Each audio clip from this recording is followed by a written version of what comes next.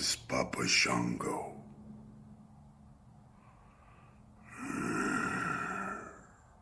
And you are listening to Icopod. Beware of Papa Shango. Beware of voodoo. And definitely beware of Icopod.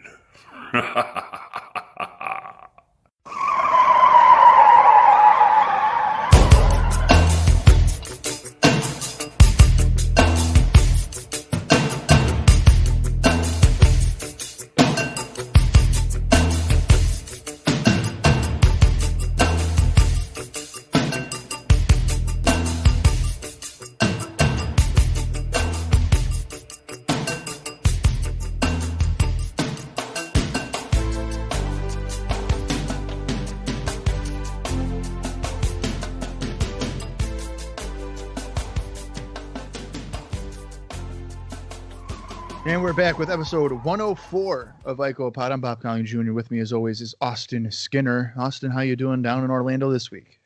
Here we are. It is in Orlando, it is a sunny Sunday afternoon. Super Bowl Sunday, for those of you who are fans of that kind of thing. I cannot say that I am, but Bob, I know you are. Do you have any big well, easy for me to say. Can you tell I'm not a fan? Any big Super Bowl parties plans? No, I think this year I am staying home. Sarah is actually going to see Frozen 2, I guess. I don't know if that's the new one. I don't know if it's 2 or 3 or however many Frozen movies there's been. Okay. But she's actually seeing that with her mother at like 4:00.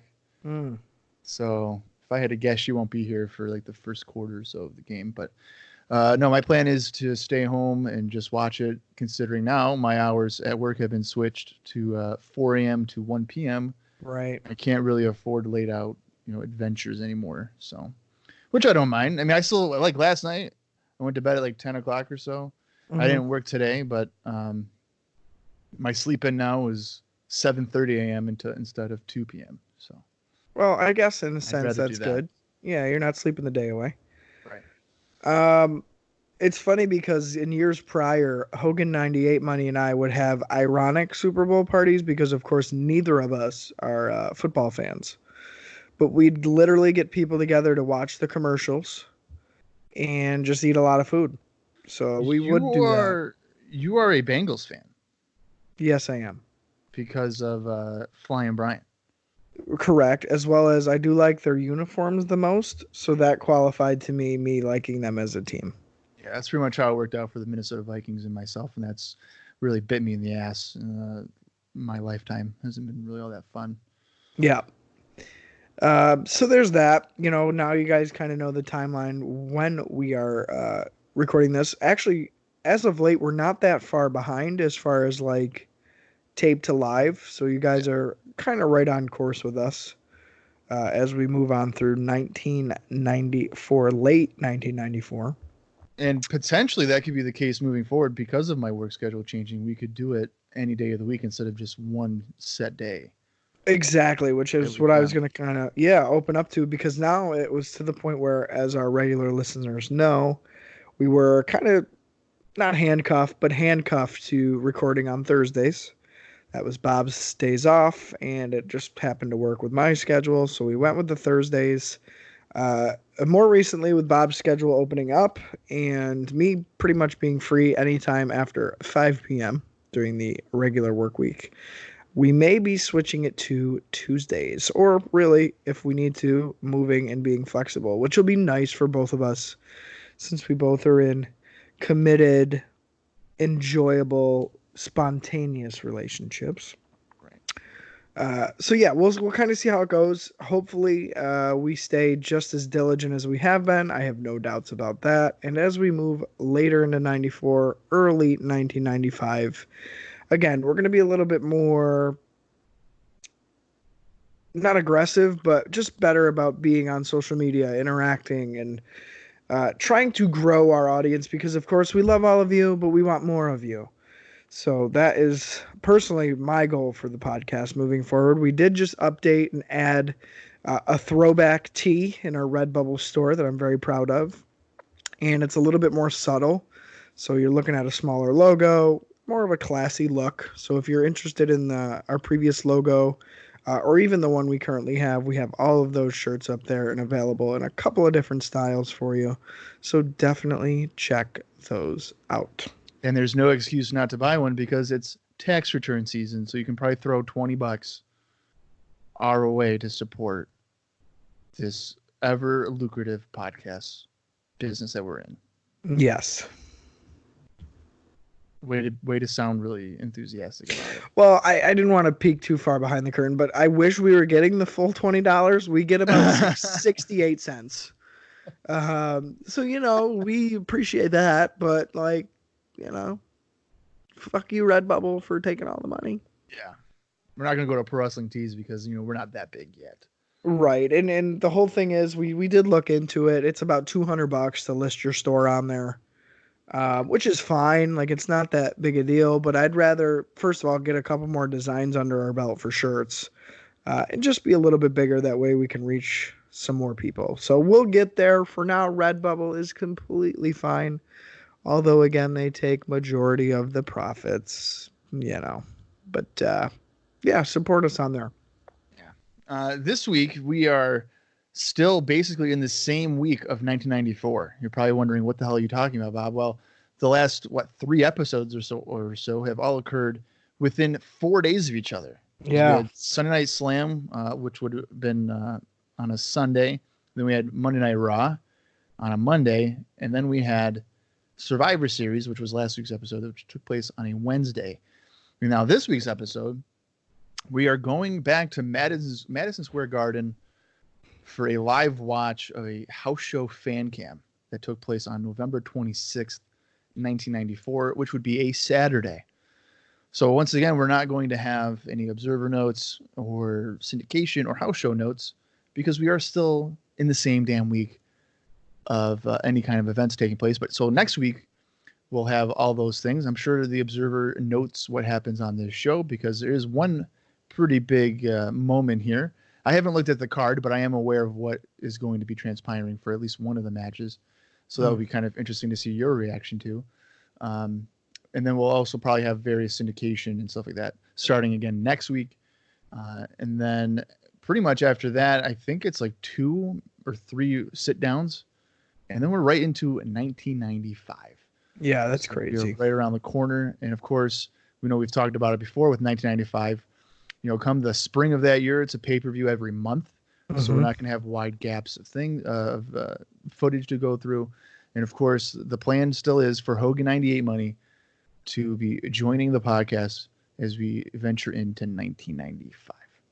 Yeah, and just to touch on that really quick, I actually reached out to him in concerns to getting a microphone and getting all set up and kind of ready to go because it is going to come up quick. He's looking at joining probably towards the end of the month here. Realistically. So like I said, I reached out to him. I kind of sent him what I had bought on Amazon, which my mic came in a bundle. So it was the actual microphone itself. It was the pop filter and the headphones, for really less than like $200, which is pretty good, all considering what I got. And I sent it along to him and he was kind of surprised that it was that expensive. I was like, dude, that's a bundle. Like, that's a pretty good deal. So I don't know if he's just planning on grabbing a microphone and then using his, iPhone headphones to listen in, or I don't know what his plan is exactly. But he was definitely a little taken back by what I spent on it. And Bob, I know you've spent probably just as much, if not a little bit more with your setup. So no, I think mine was $199. Yeah.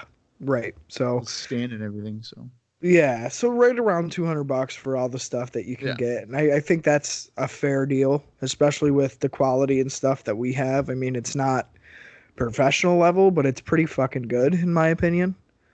So, it is what it is. But yeah, he's looking into it. So it looks like, again, that is going to be the case. I'm nervous. I'm excited. And it's going to make 1995 a must listen year for sure.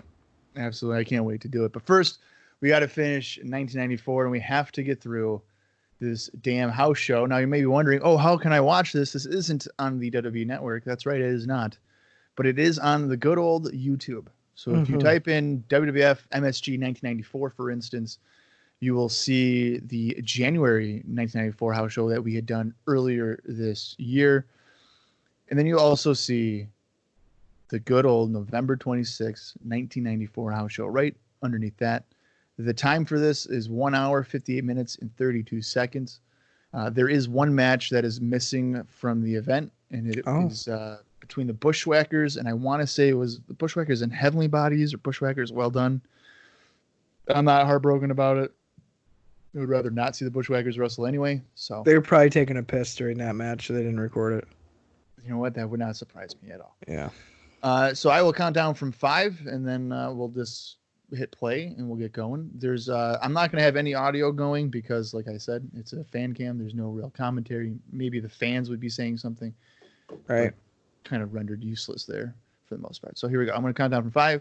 And when I hit play, you hit your little X button or whatever. If you're on Roku, you can just hit enter and you can watch along with us. 5, 4, 3, 2, 1, play. All right, here we go here. I have no idea what's going to be on this show whatsoever. So this is going to be very interesting. The quality is definitely 1994. No doubts about that. Yeah, these tend to be the shows that have the best quality. Anything that's from Madison Square Garden, I don't know who the guy was that was recording it, but he tended to have some of the best quality stuff. Yeah. I would know that because I'm a sucker for fan cams and I fucking have bought way too many over the years. Right, which I think is just such a niche thing. We got Mr. Bob Backlund coming out full suit, it looks like. Yep, and of course he is the WWF World Champion. Flanked by what looks like, I don't know, road agents, I guess, right? Road agents, security, whichever, yeah.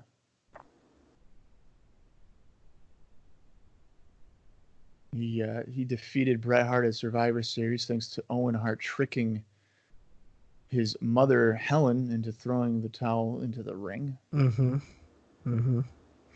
Which I still can't believe. It's pretty surreal that fucking Bob Backlund is your WWF champion in 1994.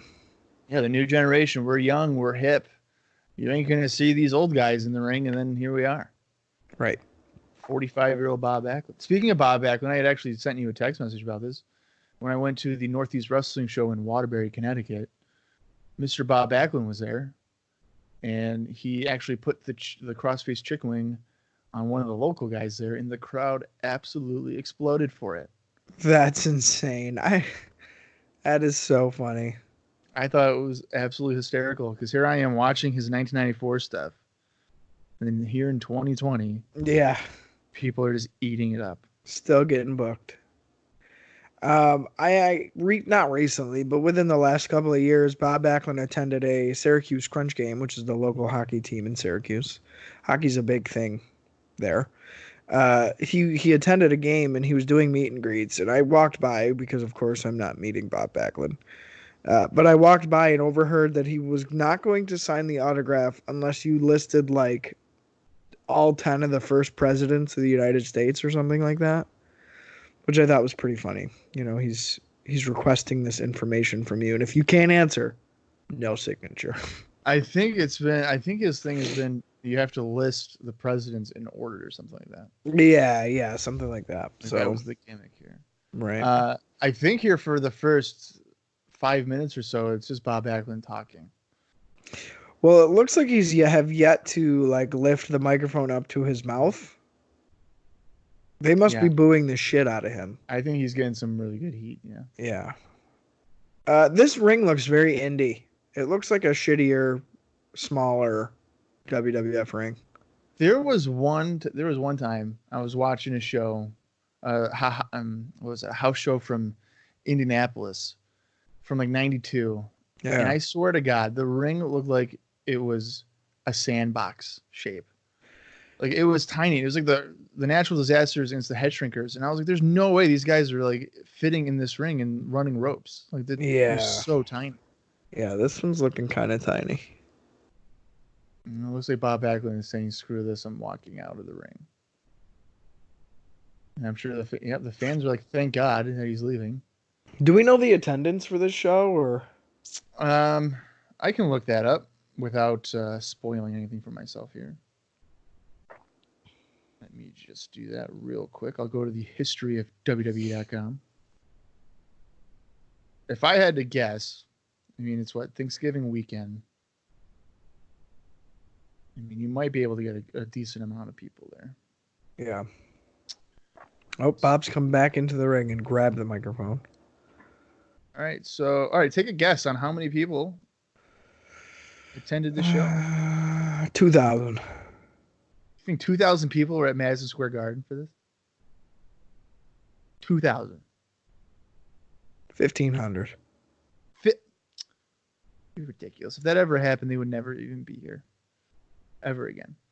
How many? The attendance here was 7,300. Yeah, right.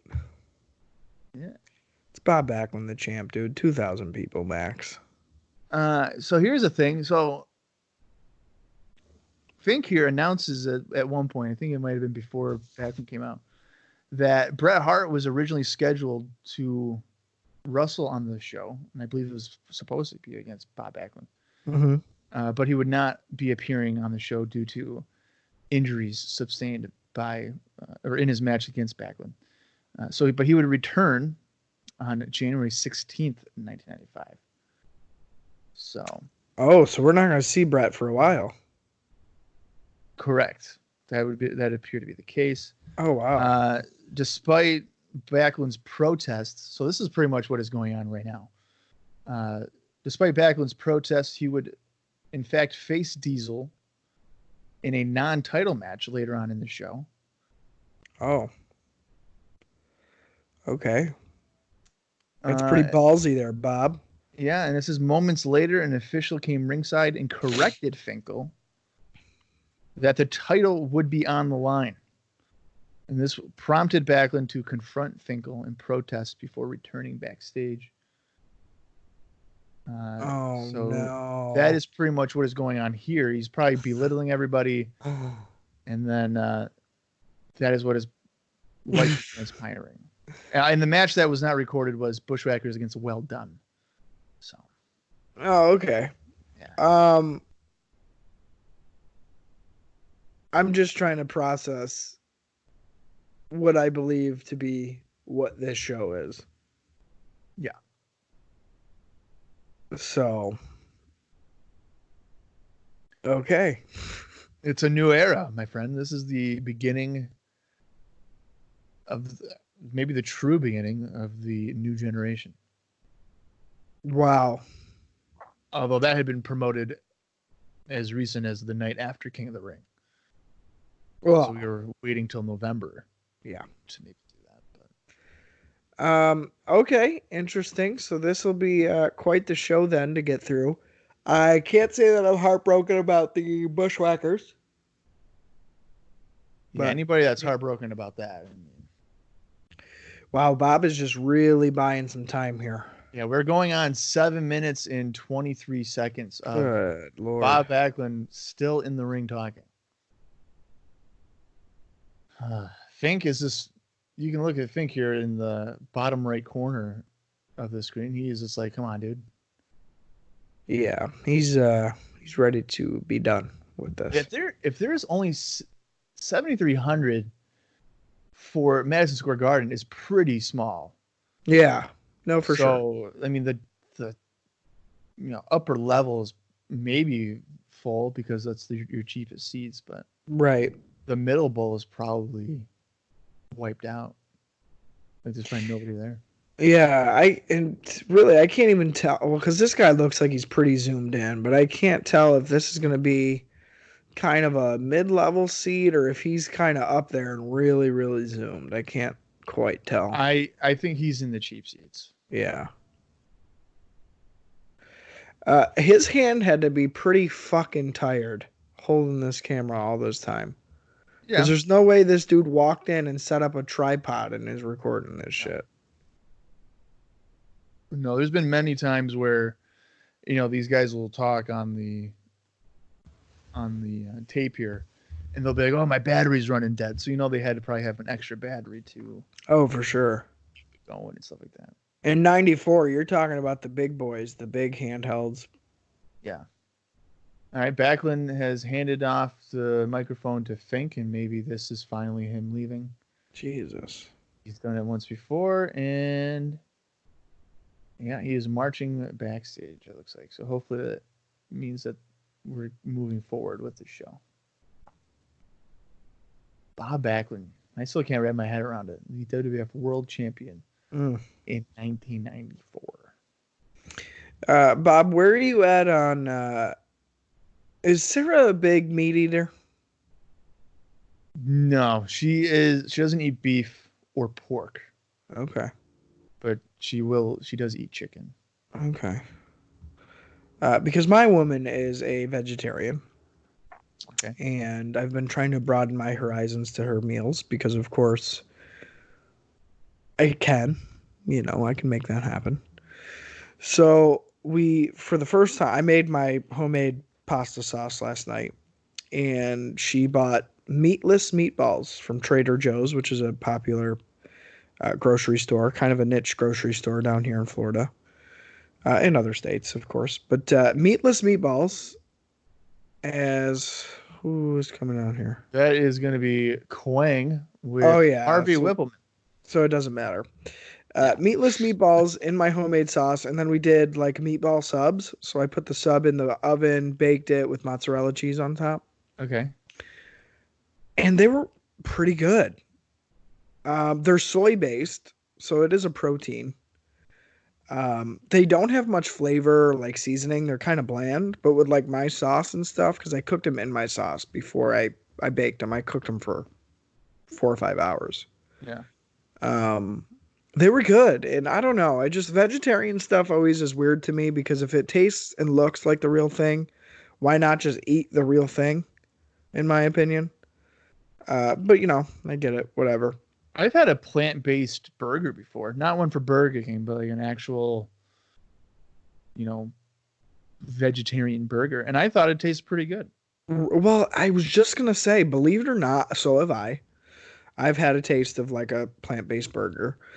And one from Burger King as well. Oh, God. Here's Aldo Montoya. God. I don't mean to cut you off there, but go ahead. Continue your story.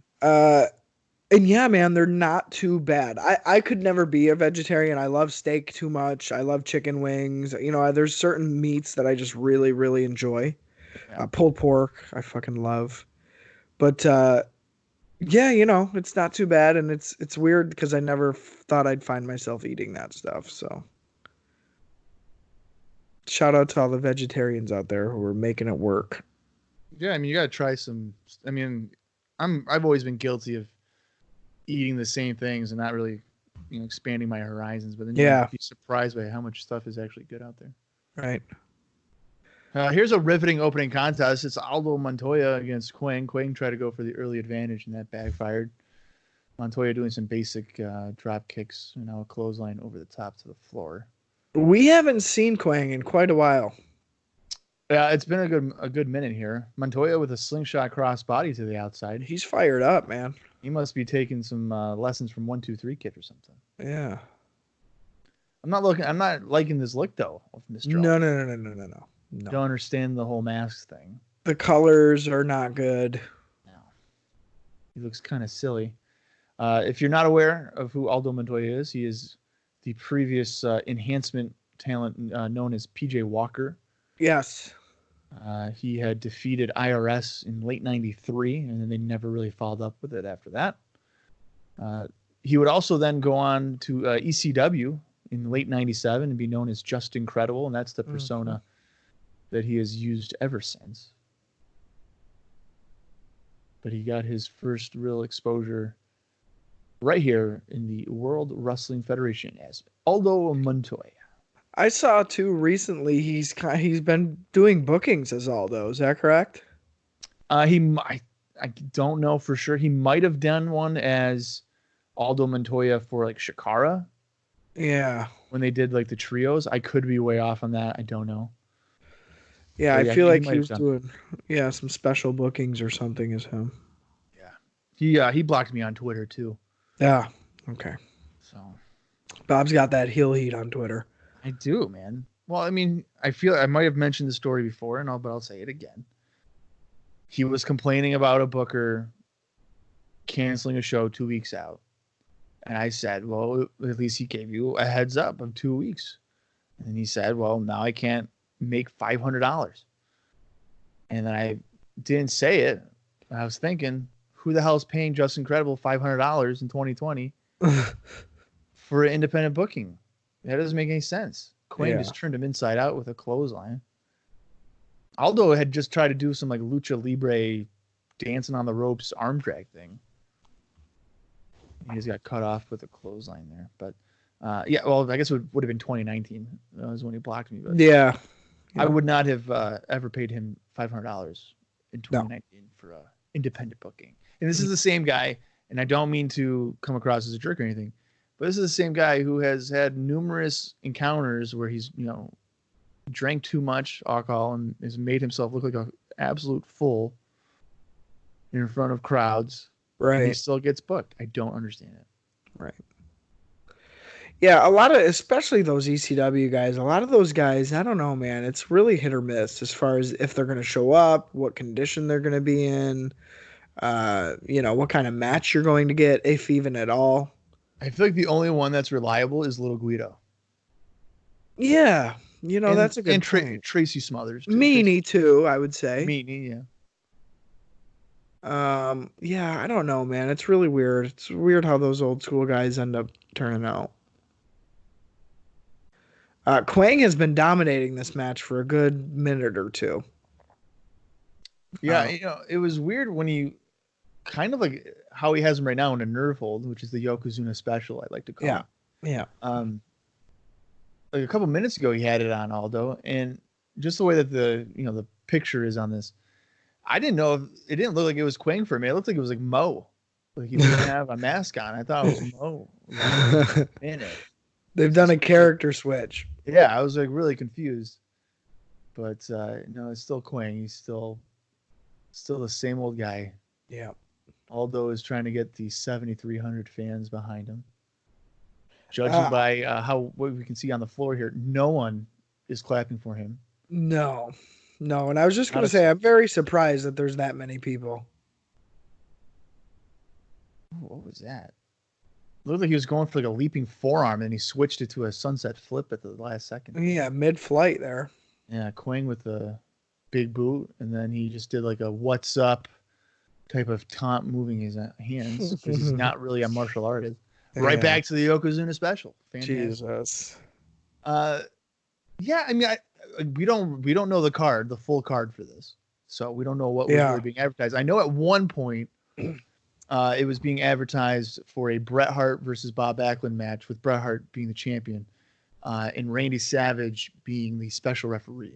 Ooh, that was the build main event at one point, but of course Randy Savage has bailed. He is not in the WWF anymore. Right. He's jumping ship to World Championship Wrestling. Actually, it starts like next month, I think, at Starrcade. Okay. But we haven't even watched Slamboree yet. Yeah, we're slowly. Yeah, we've fallen behind on the WCW ranks. Yes, we have. We'll pick that up sooner rather than later. Yes, we have to get back to the rental store and check some more tapes out. Well, now with Bob's new schedule, we will have the opportunity to do that, hopefully. Yeah. So. Absolutely. All right, Aldo's doing some Hulk Hogan mannerisms here. He is hulking up, or Aldoing up. I don't know how you would say that, but Quang with the chop stops him. These guys are getting some time here. Yeah, a surprising amount of time here. Quang just missed a somersault leg drop off the ropes. I've never seen this referee before. I don't know who this guy is. No, me neither. It's not Jack Doan, but I don't know who it is. All right, Aldo. It's a simple elbow shot. Looks like a fat Terry Taylor. He does. That was a leaping forearm by Aldo for a 2 count.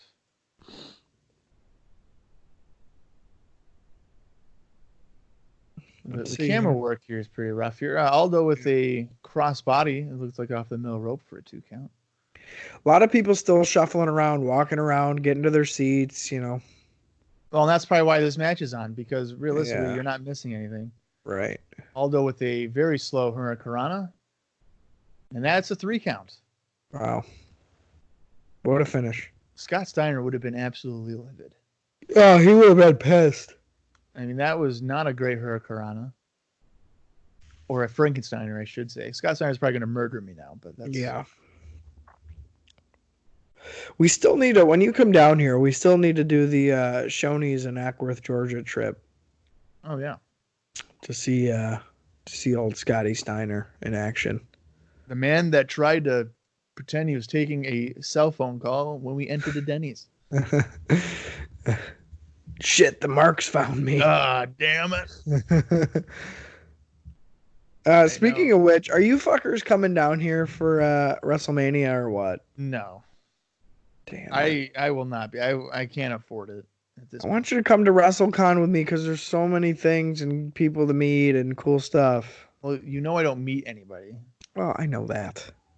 So I don't do that type of stuff. But it'd still be a cool experience. Great Muda's going to be fucking there, dude. I'm hoping for WrestleMania to be in Philly soon.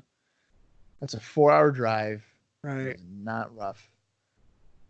And just go from there. So I think a lot of people I know would definitely make it. Yeah. Make it a. Yeah. But I'm not even sure. I'm not even sure if I would go to the WrestleMania show because I don't know if I want to be at a stadium for 6.5 hours. Well, and that's the thing, I wouldn't even go to WrestleMania. I'd go to all the cool little shit around, Yeah, that's exactly what I would want to do. To all those small indie shows, and go from there because those are usually the best shows. I was gonna say, then you get your money's worth. You spend the same amount of money, and you really get every dollar's worth out of it. Yeah, I completely agree. I mean, I would rather watch WrestleMania at home on the big TV. That's the best seat in the house anyway. Right. Now, those indie shows, you're not necessarily going to be able to watch on TV or anything. Right, exactly. You actually have to go to those. Exactly. Looks like Fink is hyping up the crowd. Tim White has entered the ring.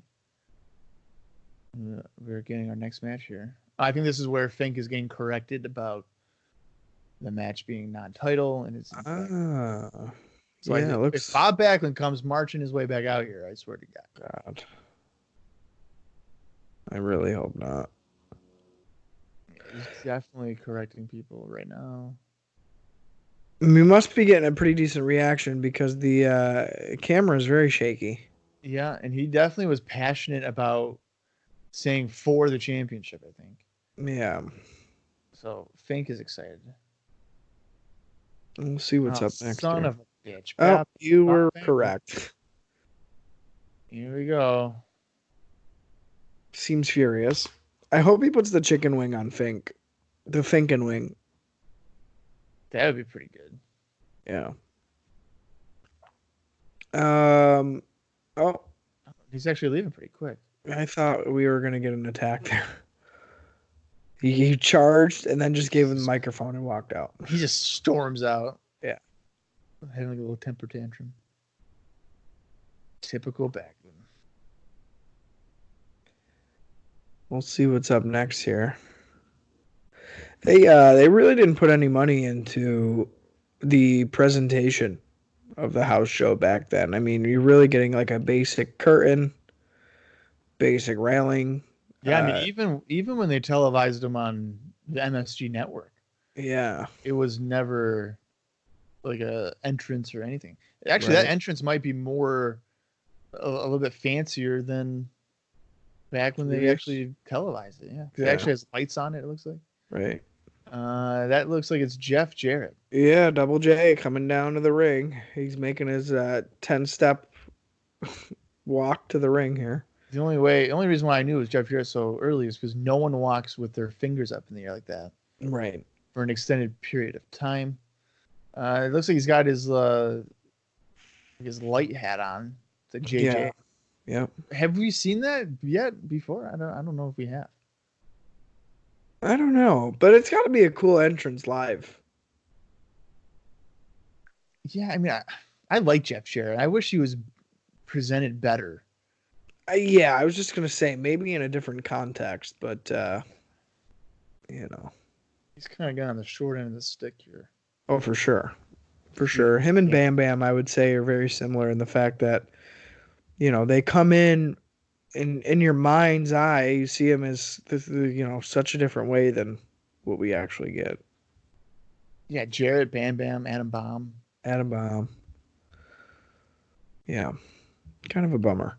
I'm looking forward to seeing some new faces though in 1995 for sure because I think the WWF does need it. I know towards the beginning of 94 we kind of got that nice influx and then it really just kind of leveled off. I mean, you got guys like Bundy, uh, Tenta came back for a cup of coffee.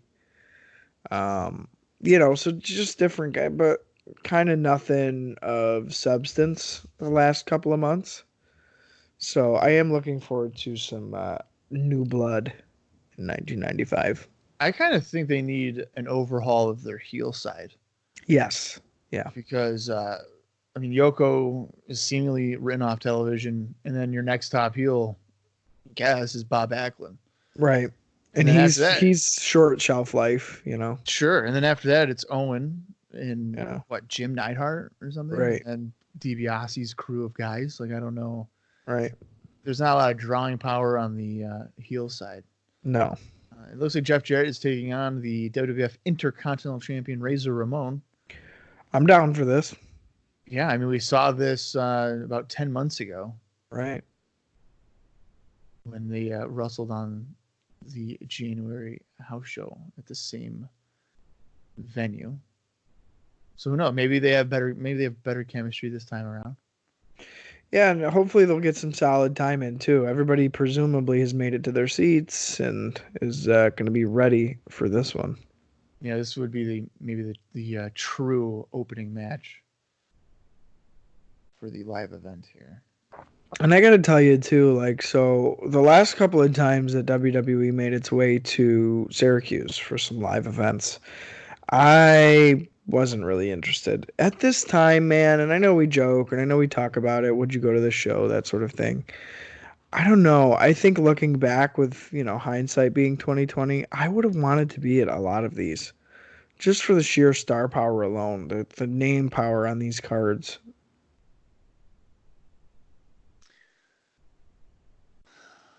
I don't know if I can sit here and say that there's a lot of star power in terms of 94.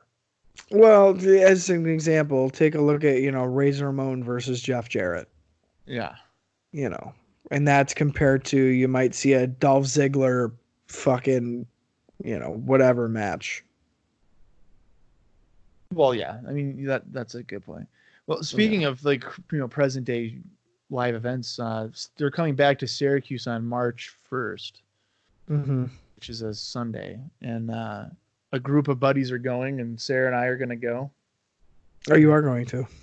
Yeah, he's got I guess a box seat or something. So it's like your own little box suite or something. I don't know. Okay. But the main event is Roman Reigns against Baron Corbin. Yeah. In a loser eats dog food. Yeah. So that is what they're billing as the main event. And I was laughing hysterically. I was here by myself and I was just laughing. That sounds like a USWA main event. It really does. You're not Doug Gilbert against Jerry Lawler in a loser eats dog food at the Coliseum. Yeah, you're absolutely right. That's exactly what it sounds like. Yeah. Instead, it's a 2020 WWE house show main event. I mean, if it wasn't for 12 other people going, I probably wouldn't waste my time going. Yeah, you'd skip it. But I know Sarah's never been to one. She's never been to a WWE show at least. And, yeah. So it might be good for her to see it. Speaking of house shows, as these guys kind of do a face-off here in the middle of the ring, I recently went down to Clearwater Beach for a New Japan and USA New Beginning show. And I got there about 10 minutes late. So the show started at 8 o'clock. I was under the assumption it was going to go 8 to 11. It went 8 to 10. So it was 2 hours.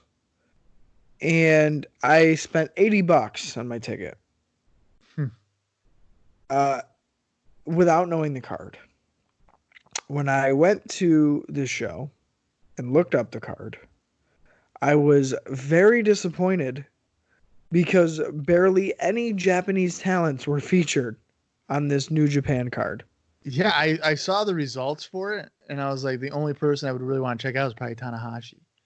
Yeah. So, like, I kind of definitely regretted spending the $80 on the ticket. The venue was cool. I'll give them that. And there was some decent action. But as far as, like, this is your chance to see New Japan guys in America, no, that's not what it was. So I was pretty bummed. We had a good time when we saw him in Buffalo. Yeah, for sure. For sure. That was a good show. Yeah, I don't know. I was pretty disappointed. And then when the show ended at 10, I was like, what the fuck?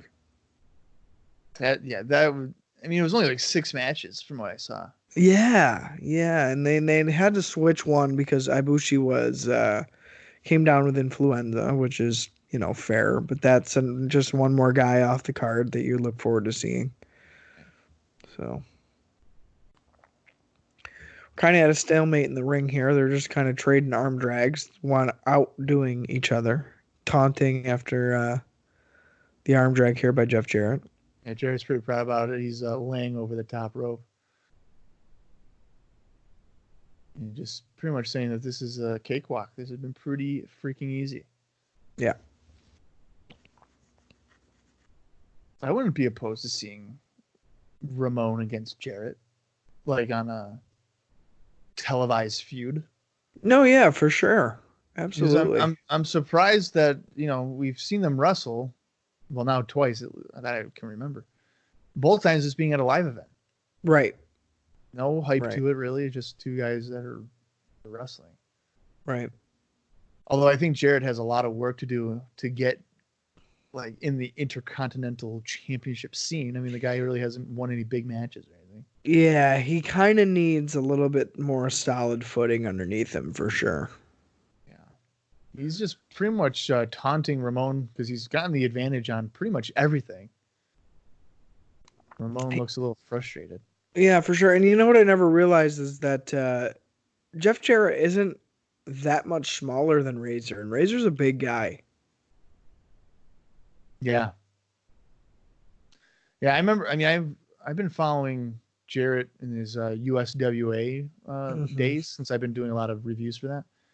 And 1986 was when he started, and he's really playing up this whole taunting of Ramon. It's kind of funny. Yeah. He was a tiny guy. Like, he was right out of high school. He was a basketball player. He was a referee for like a month or two or whatever on television. Very small guy. But by the end of 86, it's like, what the hell has this guy been eating? Right. He fills himself out pretty well. And then he gets into 87, and it's like, this guy could probably be a secondary champion, no problem. He had a very quick rise. Yeah. In the CWA at that point. But yeah, I mean, even from here until the end of his career, he was pretty well in shape, pretty built. Right. I guess that's what happens Same thing could be said with Ramon. I mean, that guy's body never changed. No, yeah, for sure. And even in his rough years, it was still relatively the same. I guess that's what happens when you eat your Wheaties, kids. Yeah. Yeah. Oh, here comes Ramon. He just knocked Jarrett right to the floor with one. Finally. Yeah, finally tagging him there. Yeah. Well, speaking of, good physiques throughout the year, did you see that Edge is back? Yeah, dude. And believe it or not, for some reason, I don't know what it was. I think it's because Royal Rumble is my favorite pay-per-view, probably. I only watched the men's Royal Rumble because that's the only one I cared about. Well, so here's the thing. I put on Royal Rumble when it started, the actual show. The women's Royal Rumble I thought was surprisingly good. A lot of surprises, solid action, not too many flubs. Yeah, pretty solid. So that's what made me continue to keep the show on and put on the Royal Rumble. Uh, Edge surprise I thought was awesome. Super into that. I was never a huge Edge fan, but like definitely enjoy seeing him being back on TV. Razor Ramon's grabbed the house mic here, taunting Jarrett to get back in the ring. But yeah, and it's just funny too. So being out of the loop for so long as far as current day stuff, the biggest problem I had, and the thing that was making this wrestling presentation feel so phony, is literally Michael Cole on commentary. He is so over the top, and it just makes the whole thing feel phony and fake. Yeah. And that was the first thing that that Katie said when she was watching it, because she was here that night, and I put it on. She's just like, whoever that announcer is so bad. And I forgot, because watching it week after week, you kind of end up just maybe tuning it out or toning it down a little bit. But yeah, dude, Michael Cole definitely is a major negative on current day wrestling, in my opinion. I've never liked Michael Cole. Ramon slapping the back of Jarrett's head several times to the point where Jarrett was trying to get the referee to help him, and Tim White said absolutely not. So that's kind of what the action's been pretty slow at this point. That's why we're talking about current day stuff. No, I was with Sarah, obviously, and it was my first mark out moment in years. Yeah. I was like, holy shit, this guy is back. I freaked out.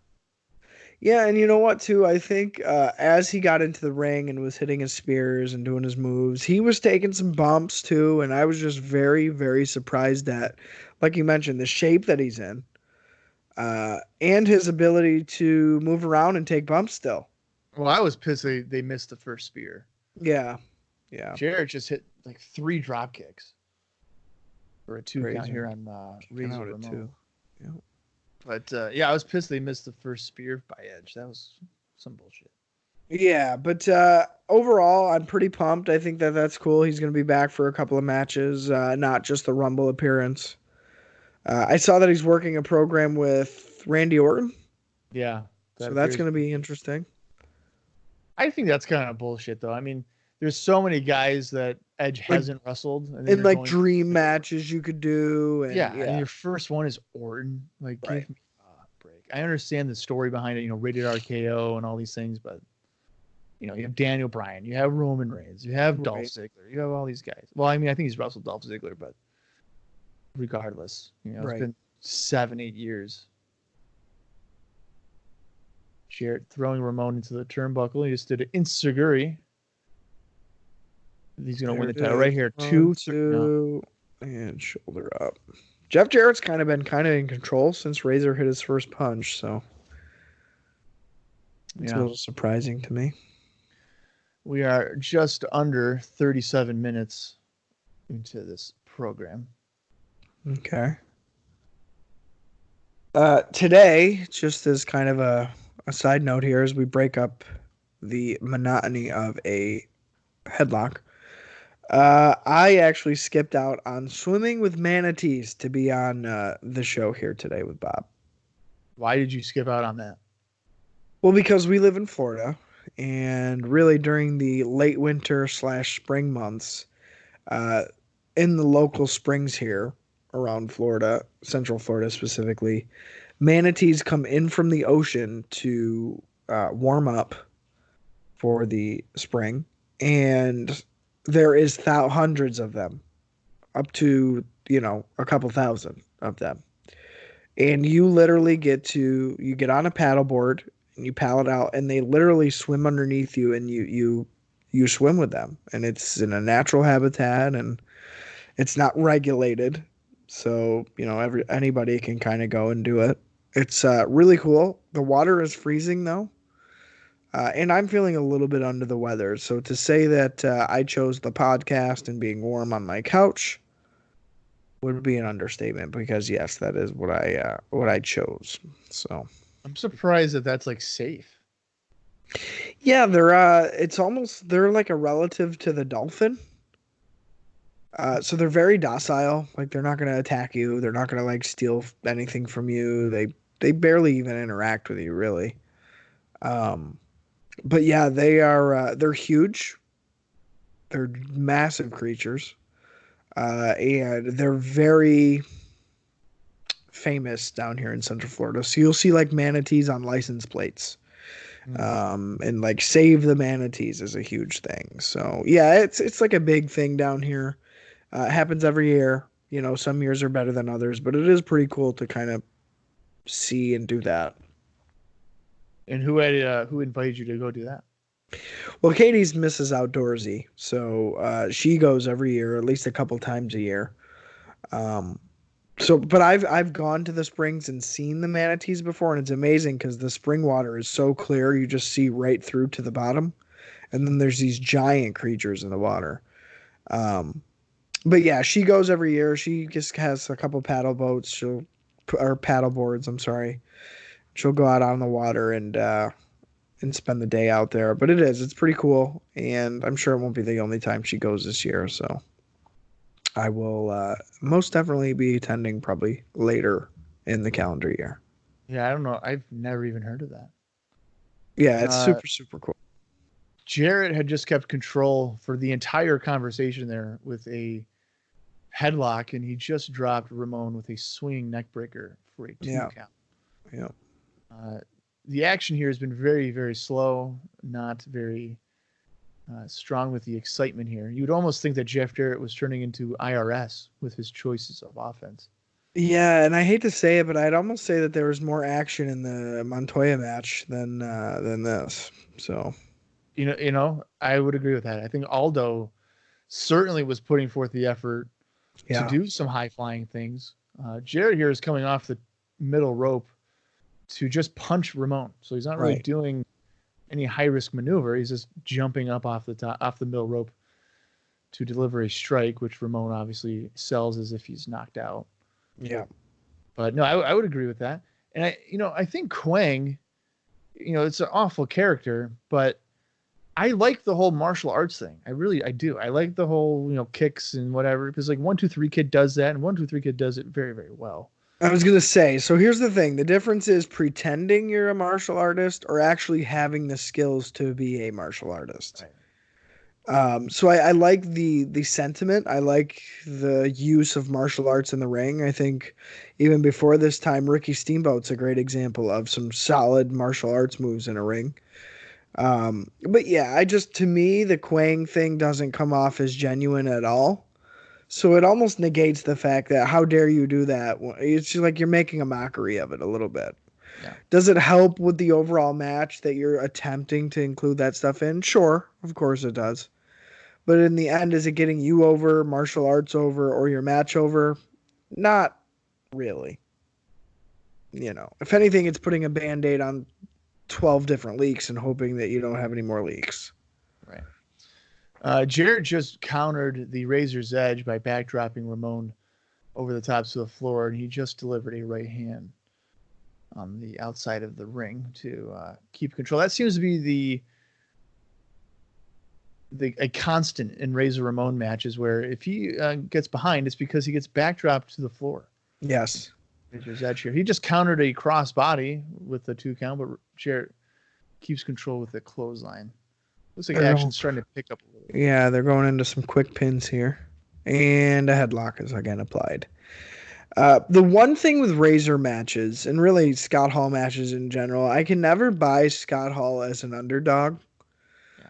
So when he's constantly being like beaten down, especially, I hate to say it, by guys like Jeff Jarrett or, less than his tier of wrestler, I never really buy it completely. Razor's a big guy. He's a star. He's got the look. He's got the moves. It's just hard for me to suspend my disbelief when it comes to him being the fighting underdog guy. Well, yeah, he's what, 6'6" at least? Right. He's a big guy. I mean, I know Hogan was too, but Hogan had something about him where you could kind of believe.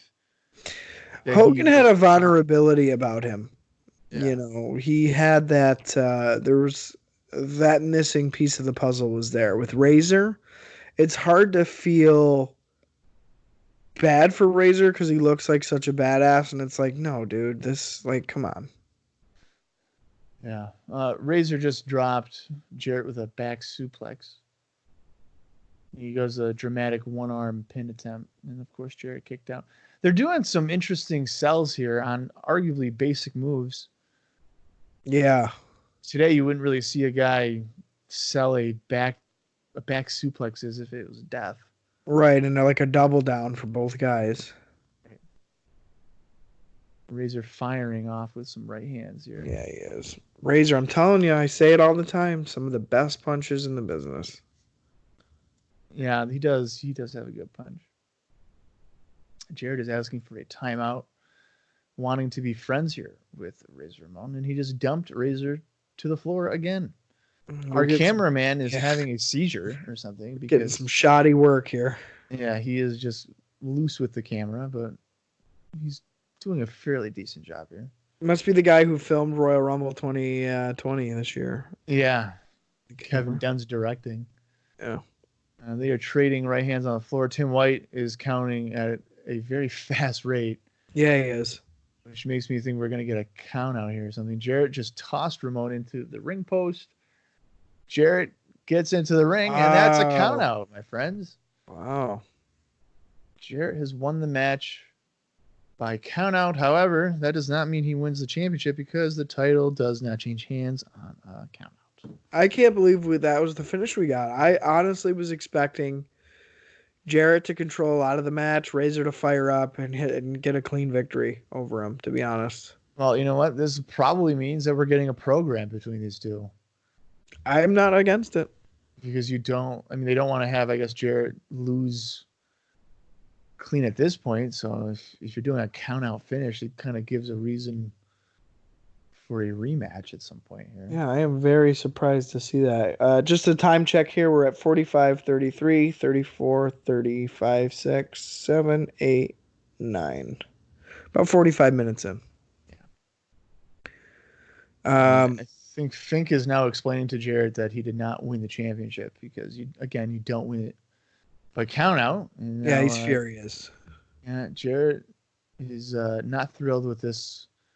You would think he would know the rules of wrestling, considering his father. He is one. Right. His father has his own territory, and he's been around wrestling his entire life. It looks like he's asking for 5 more minutes. It looks like with Razor Ramon. You know what always cracks me up? I always think back to actual sports when it comes to wrestlers throwing temper tantrums. Could you imagine if in the NBA, the announcer announced the score and a player just broke through, got up off his seat and was like, "What?" And got up in the announcer's face and was like putting up a fight that says the score is not what it is. That would be so funny. We're not down by 15. What the hell are you talking about? Ref, give us 5 more minutes. 5 more minutes, and I swear to you, we will win. We will take this game home. 5 more minutes.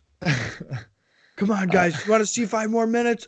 Let's hear a 5 more minutes chant. No fucking way. Ramon came back to the ring, and it looks like we are getting an extended match here. Jarrett is hammering away on Razor Ramon. Tim White is not giving any kind of fight about it, so I would imagine he's allowing this to happen. And I'm sure the crowd is totally for this, because of course they want to see a finish too after 45 minutes and 2 matches. Yeah, literally. Yeah. Mostly Bob Backlund talking. Yeah, and then the ever fantastic Aldo Montoya Quang match. Yeah. Which, by comparison, at least to the first half of this match, wasn't that bad. No, yeah, for sure. I stand corrected here. That's a little weird to say out loud, but that's the life that we're living right now. Yeah, welcome to 94, folks. Aldo Montoya is about to be most improved wrestler of the year. Jeff's this has laying literally in the just punches. been right hand. He's done Yeah, nothing but punch the guy. Well, you would think that in this really quote unquote sudden death scenario, we'd get more fast paced action. It really hasn't been. Razor has him What up. the fuck? No, he's not. Are we going to Are you see the kidding me? Razor's Edge? Get out of this. There it is. Oh my God. And Get out of here. the clean victory that I had prescribed comes to fruition here. Okay. Jarrett just punched him 40 times. Yeah. Ramon comes off the ropes. Kicks him in the gut. Yeah, counters a backdrop with a boot to the midsection. Yeah. And then Jarrett puts up no fight on the freaking Razor's Edge, and then Ramon wins it right in the middle of the ring. Yeah. Wow. That is an interesting booking decision if I've ever seen it. That makes no sense.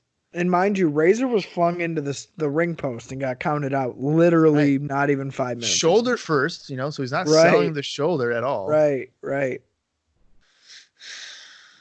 Yeah. Wow. That is amazing. So we get a jump cut here.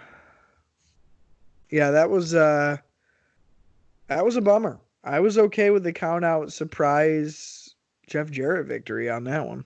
Yeah, well, keep him strong, right? Start up a program, but now you're beating him in your biggest market right in the middle of the ring. Yeah. That makes no sense. You're refusing to elevate the guy. Right. I don't know. I can't really tell what's going on here. I think we're just in darkness or something. Was the Undertaker coming out or something? I don't know what's going on. He's definitely, I believe he's still got the camera on the ring. It's just everything's dark. Oh. Okay, yeah. Who is that? I have no idea. All black with red lights. It's Kane. Oh Who my God. That's Quebecer Pierre. What? That is Quebecer Pierre. That's for sure Pierre. Yeah. What? Yeah, it is. This is weird. We haven't seen him since June either. Yeah, and he's got a kind of a different look.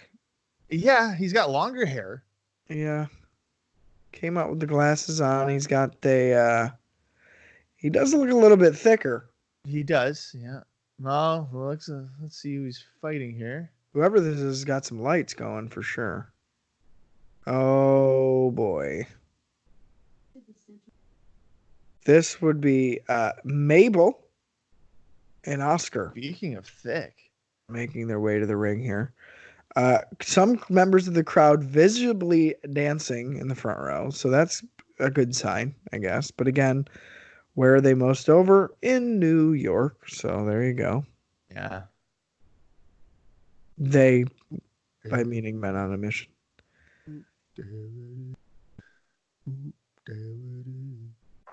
I don't predict this match going very long at all. Yeah, I'd probably give this like 5 minutes, maybe. I mean, Mabel is probably going to destroy him. Right. I mean, we haven't seen this guy in almost 6 months. Yeah. So there's probably no reason for this to go extendedly long or anything. Right. Although I do like Pierre, so I'm glad to see he's back. It's so interesting. It's weird.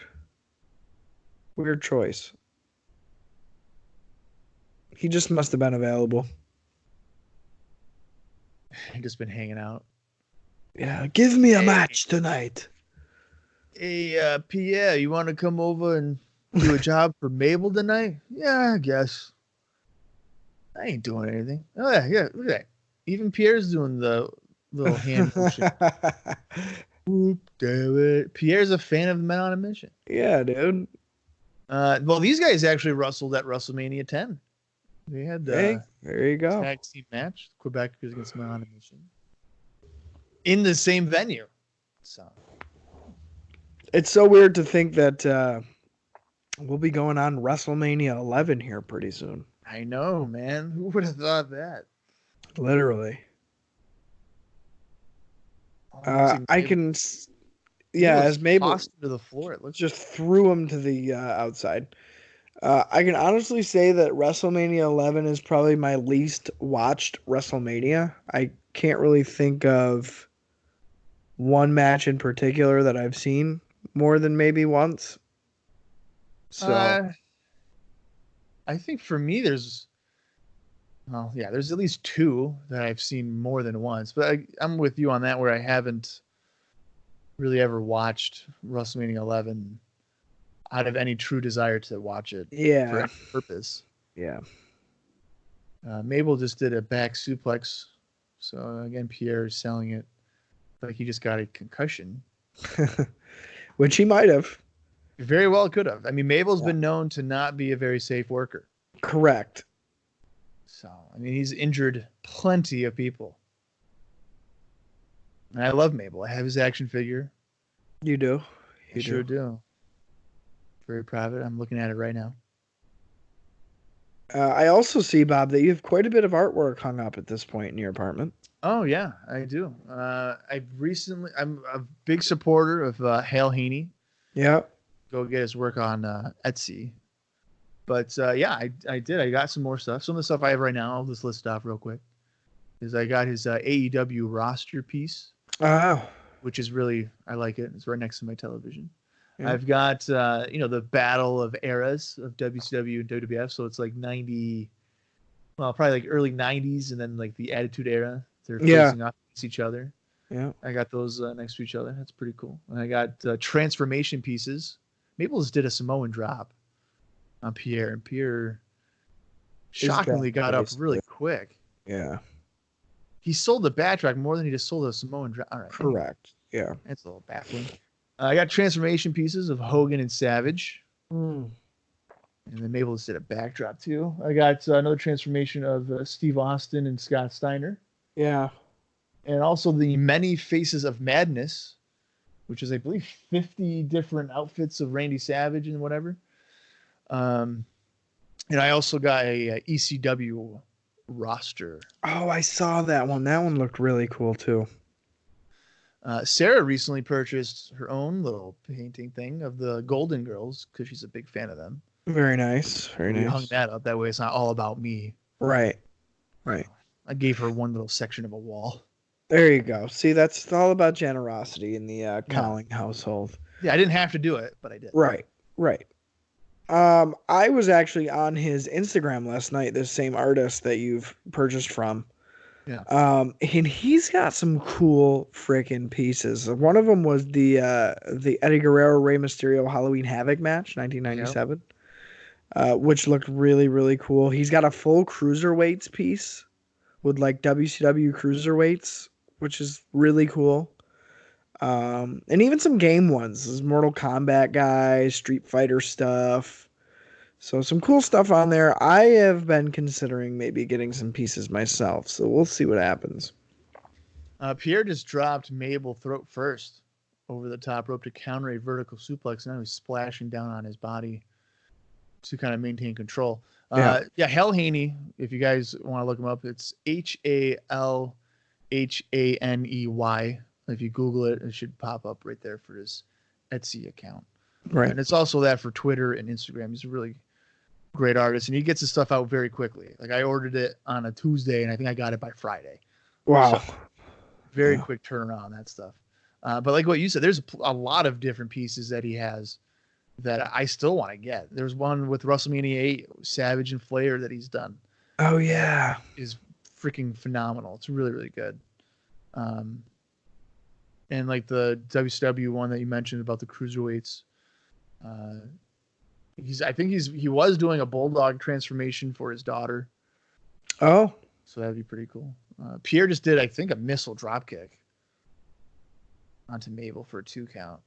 The camera guy here is not really moving the camera to catch all the action, but it looked like it was a top rope missile dropkick by Pierre. But yeah, it's like $30 per each painting, right? Or each copy of it. And then if you he's got various deals like 2 for $50 or 3 for $70 or whatever it is, right? So he's always got some pretty good deals going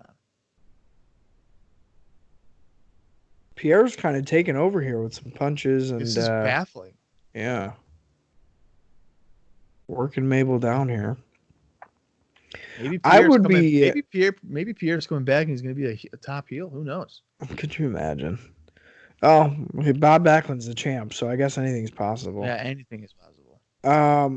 I was wondering how much he would charge for a commission piece because I could think of some cool shit to. It's I think 300. Oh, is it? Okay. Yeah, because I had inquired. I can't remember what I inquired about. Yeah. But I mean, it might vary on what project it is. But sure. For what I had asked about, he said that the commission would be 300. But of course, you get the original. Right. Everything that piece. I have are like just copies of the reprint prints. Yeah, reprints of them. Pierre just hit an elbow drop too. This is truly baffling about Pierre here. That'd be a good transformation piece of PCO. Pierre to PCO. Gosh. Could you imagine? I was thinking more along the lines of Brian Pillman Sr. and Brian Pillman Jr. as a split face. That'd be pretty cool. Pierre getting the taunts in too here. Yeah. This match has far exceeded my expectations in terms of length. I mean, the action hasn't been all that bad. It's just Pierre doing ridiculous moves on a big man. Well, and it's funny too because again, Mabel runs chest first into the top. Why would Mabel run? He sees the guy sliding under the ropes. Why are you still running into the corner? It's like a runaway train, man. He can't stop. Well, Mabel just laid himself out, hitting the turnbuckle chest first. Pierre is climbing to the top rope. Is he going to do the Tower of London by himself? No, he does a leg drop. Big leg drop. He goes for the cover. No, he does not. He's taunting the fans. This is probably a mistake. Mabel is rolling to the floor because he knows he can't beat Pierre.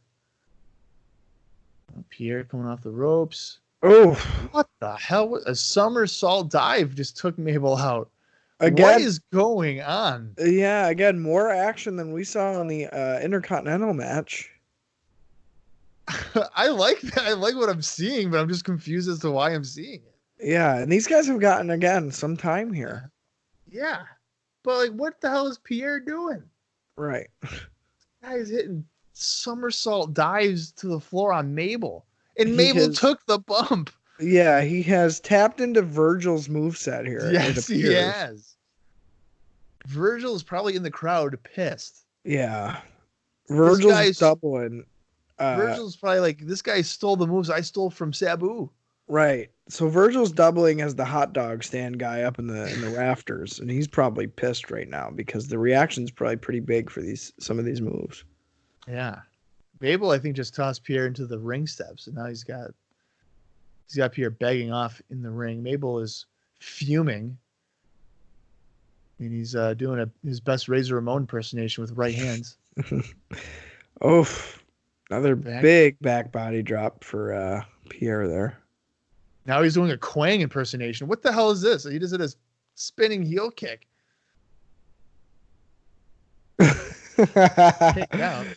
Pierre jobs him out by just putting his shoulder right up it too. Yeah.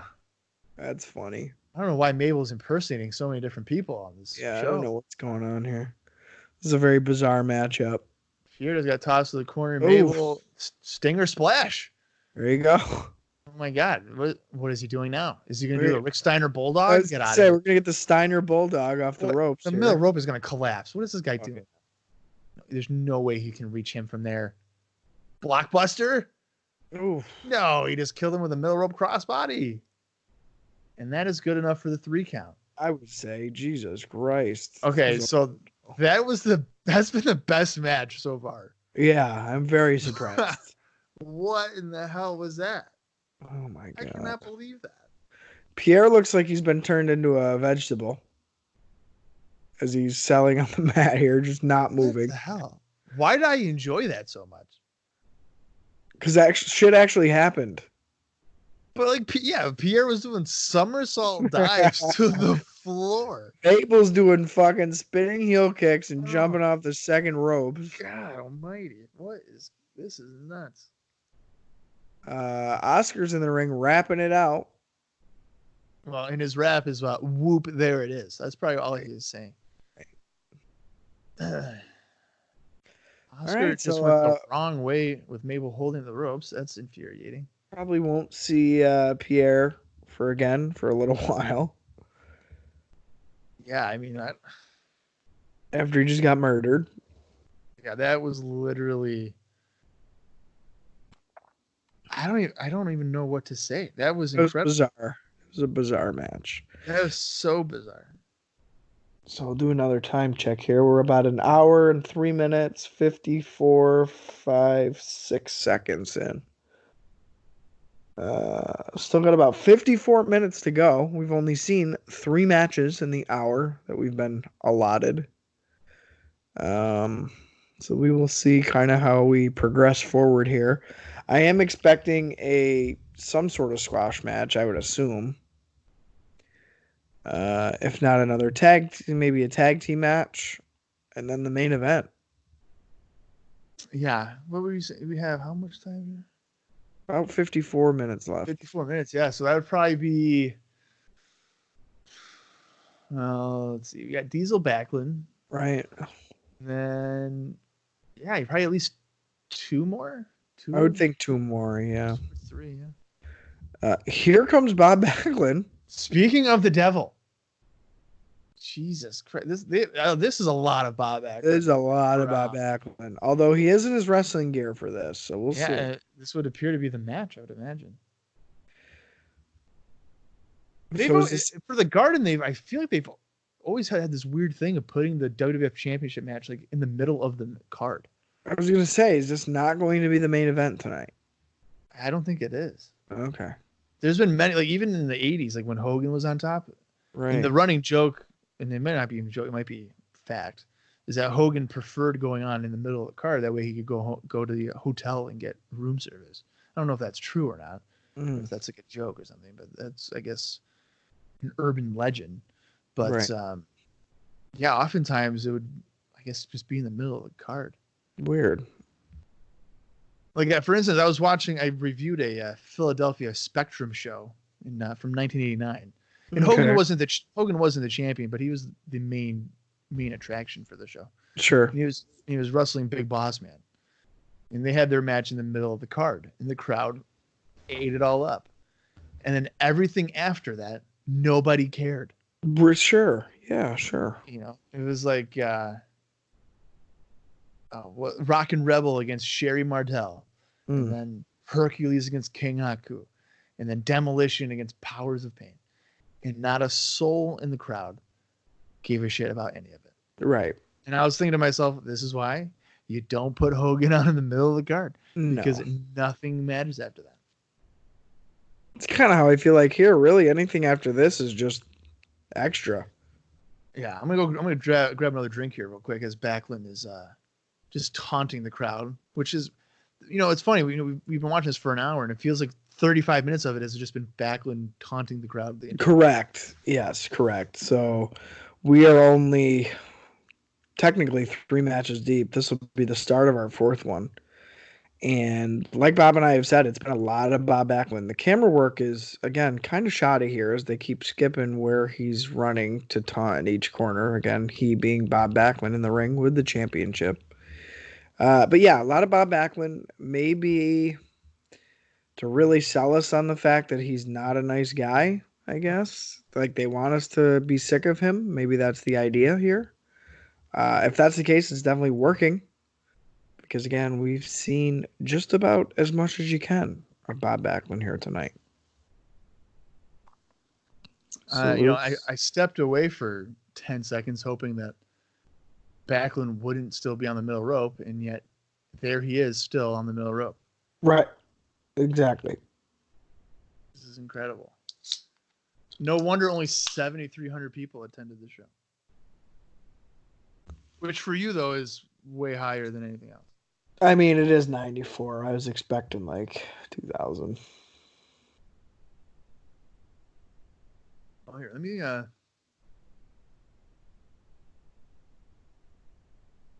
let me compare the attendance throughout the year. I can only imagine. All right. So their first show that we did earlier this year, January 17th, that drew 9,000. And then they had WrestleMania. They had WrestleMania there, so of course that was a sell. Yeah. 18. Yeah. Right. The May 20th show does not have a figure. Oh wait, yes it does. 15,000. Wow. That's a strong amount there. Jesus. Well, this is low. August 25th had 4,300. See, okay. Yeah, that. But like, I feel like that card would have been way stronger. SummerSlam time. Yeah, I mean that doesn't look all that bad. October 29th had 9,646. Huh? And then I don't know if they're. Yeah, this is the last show of the year for Madison Square Garden. So yeah, this is like kind of in the middle of the ranks there. Yeah. Attendance. Yeah. Diesel coming out here, getting a pretty strong reaction. I can't tell if his hair is tied back or if it's in a ponytail or what, but it looks weird.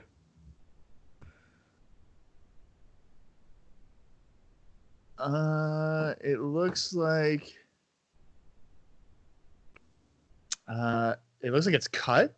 Mm. It looks like he cut his hair short over the course of 2 days. Because that Survivor Series is long. Yeah. Okay, that's weird. Or no, is it in a ponytail? It might be in a ponytail. Yeah, I can't tell. I don't know anymore. No, it's just cut short. It's just short. It's not like all the way down his back. No. It's like to maybe just past his shoulder. Right. All right. Well, All right, Bob Backlund is amped for this. I was going to say, so looking at this match, right, you got Diesel. Yeah. In his prime, big as fuck, fucking built. Yep. And then old man Bob Backlund, just looking frail and pale and skittish like a fucking Chihuahua dog. This should be a 15-minute classic. Dude, yeah. It should be a 15-second squash match. My God, Diesel's pissed. What is he so mad about? Yeah, he's pumped. They've had no interaction. He's just like, "It's my belt now, man." None. Diesel's legs are so fucking thin, though. They are. You are right. Jesus. I had never noticed that until you just mentioned it right now. He's definitely skipping leg day every day. For sure. They're having a standoff here. Backlund's kind of puffing out his chest. It's like comic. It's like comical. Diesel with a kick and okay. Jackknife powerbomb. 1, 2, 3. All right. So Diesel is the new WWF World Champion. Wait, what the fuck? That's not real.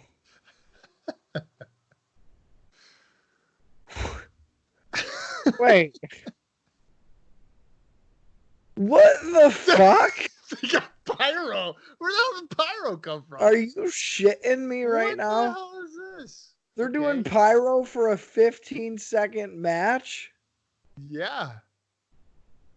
Holy fucking shit. What is going on here? These guys just came out. Diesel just finished his entrance. I turned up my volume a little bit. The crowd is going bonkers for this. So this is in fact the show where he fucking just kills them and wins. Yep. Oh my God. They are going strong with the pyro. Holy crap. I cannot believe that after all this, they cool Bob Backlund off completely. Like, he is freezing cold now. Yeah. He's done. That is so funny. Kicks him in the gut, powerbomb, win. Diesel is the WWF World Champion. Wow, what a meteoric rise. What a year. What a 1994 for fucking Kevin Nash.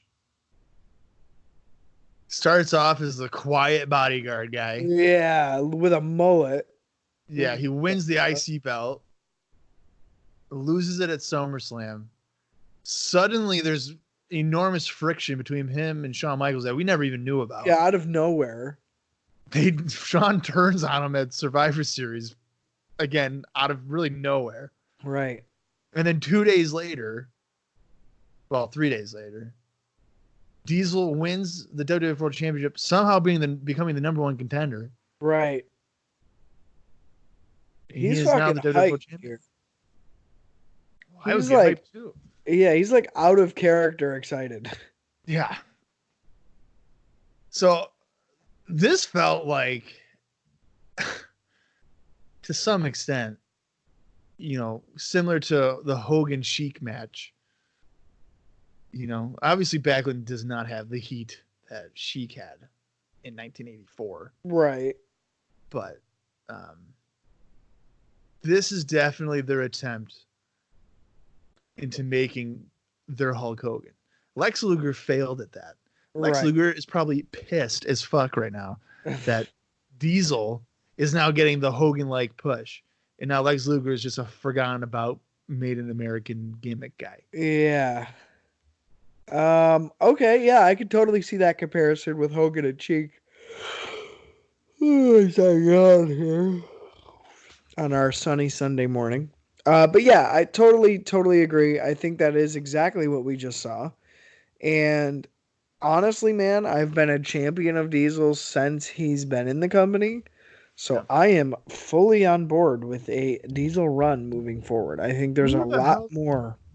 Who could he possibly feud with, though? I mean, obviously there's the build-in with Shawn right there. Sure, Brett when Brett comes back. Yeah, but I'm like a true heel. Because Shawn does some cool stuff, and he's like a likable guy. Yeah. So people cheer for him. Owen, I guess, but I mean, Diesel's a tough guy to do that stuff with because he's 6'11". Yeah, I was gonna say, would that even really work? Right. There seems to be what is this? A fan in the ring with Finkel here? Yeah. Sometimes they would do like fan does the introductions for special matches. Okay, yeah, that's what this is. I don't know who he's introducing. Fink must have loved that because this is basically giving the fans a tryout to have Fink's job. I mean, yeah. Let's see if you can do it better, motherfucker. Who's this? That is the Executioners. No wonder why I didn't recognize him. Christ, man. We haven't seen these guys since like 93. Yeah.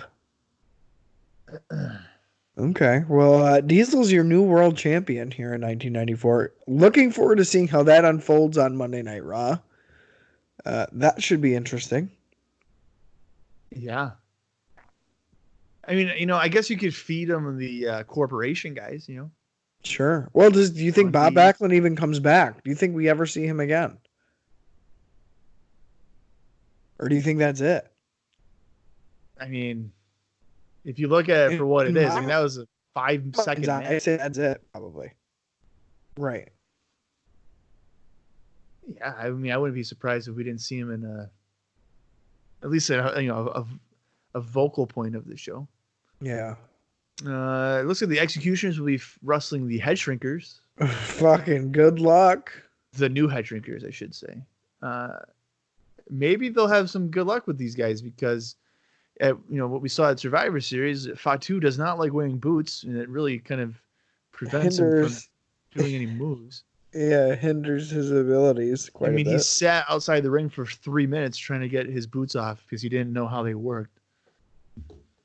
Don't worry, we're building to our WrestleMania match. It's going to be Fatu versus Fatu's boots. He was acting like they were shackles, like he couldn't walk in them. Yeah, pretty bizarre.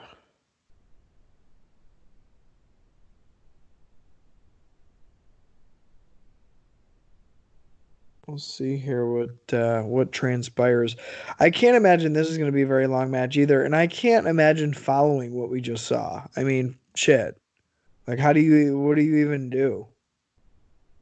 Right, and which I mean that sounds like a ridiculous statement because it's a 5-second match, but the reaction that 5-second match got, And the impact of right, what happened. it's a monumental moment. Right. For as as ridiculous as that sounds, because a lot of people remember Diesel winning the championship from Bob Backlund in 5 seconds. Yeah. It's a one move match. Right. People still remember it.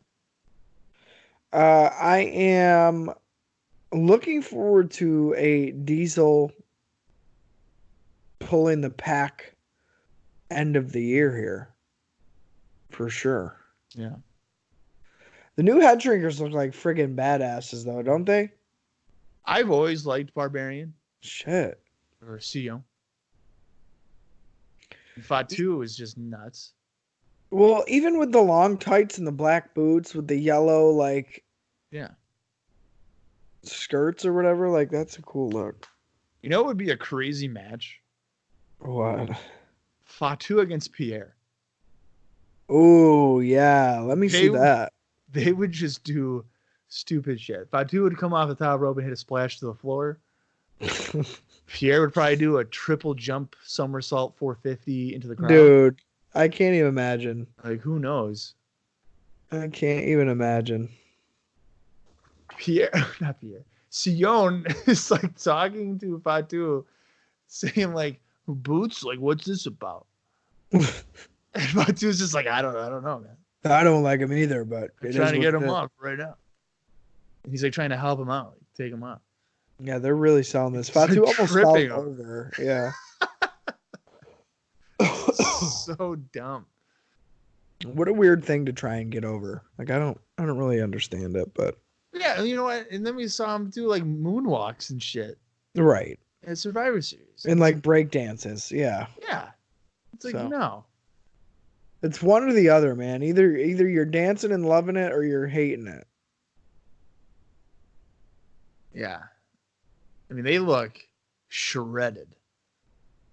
Even Fatu looks like he's dropped some weight too. He does. He's looking really good shape. Sion looks like he's in really good shape. Sion's got like boulders for titties, dude. Yeah. And look at the executioner, how skinny and weak he looks. Yeah. Like, come on. This is basically 2 Diesels against 2 Bob Backlund. Literally. Like this I would put the tag titles on the new head shrinkers. Oh yeah. So quick. Absolutely. These guys look like absolute beasts.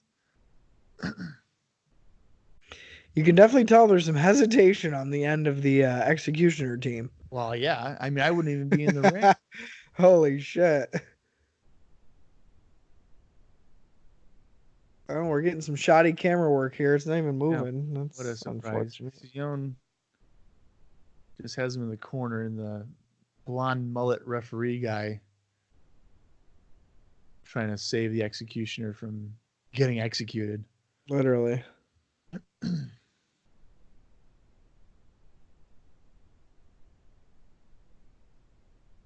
We'll see what happens here. This is just going to be a bunch of stalling, I think, for a good amount of time here. I'm looking forward to kind of seeing how this team moves forward and develops in the coming year. And I'm wondering if we'll even see Samu again, or will they just kind of stick with what we have here? Maybe it'll turn into a 3-man team. I mean, it's going to be very interesting to see how the dynamic either changes or doesn't with this team. Yeah, I mean, I don't think we would see Samu again. Probably not, right? Did we ever really find out what happened as to why? Well, we got the bullshit. Something happened on the island and he got hurt. And, well, yeah, the kayfabe. Right. So I don't know. I don't know if we'll I'll look it up right now and see if there's any legitimate thing here. It's like, you look back in the 80s or whatever with Demolition. Like they got rid of Axe because he had a heart issue, so that's why Crush came in. And Axe was still there, but he was mostly just a manager at that point. Right. Yeah, I don't know. The way Albano kind of laid it out, it did seem like we'd see Samu again, just not anytime soon. Right. All right, so let's see here. Sion doing the coconut crusher to both these executioners in the ring here. Making quick and easy work of this smaller, more fragile team. He's got one guy up over his head in a military press and throws him down onto the other partner. All right, so it appears that Samu he left the WWF to recover from injuries. Was replaced by Sion. Okay. So we probably will not see him again. I guess not.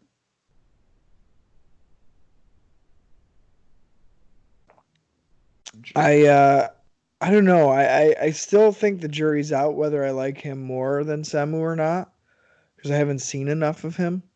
Partnered with Fatu, I mean.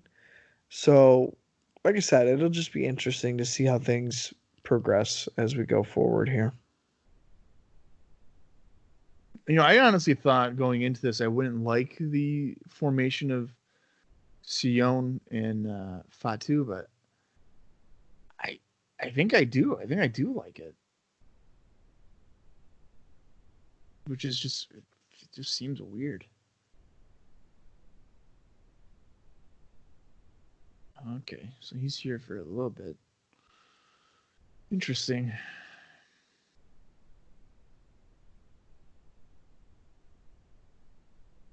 Let's see here what's going on. Fatu basically forces a guy in the hard way, makes him land on his other partner there. Just like a slingshot senton with one executioner going into the other. And seemingly after every move, Fatu goes to his boots, which is a little annoying. You don't have to focus on that much.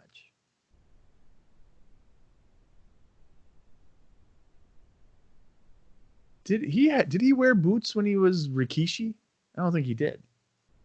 He definitely did. Because he wasn't wearing the long tights. But he definitely did have boots on, I believe. Did he? I don't know. Yeah, I think they were more like the kick pad style boots. But I do believe that they were boots. Oh, you might be right.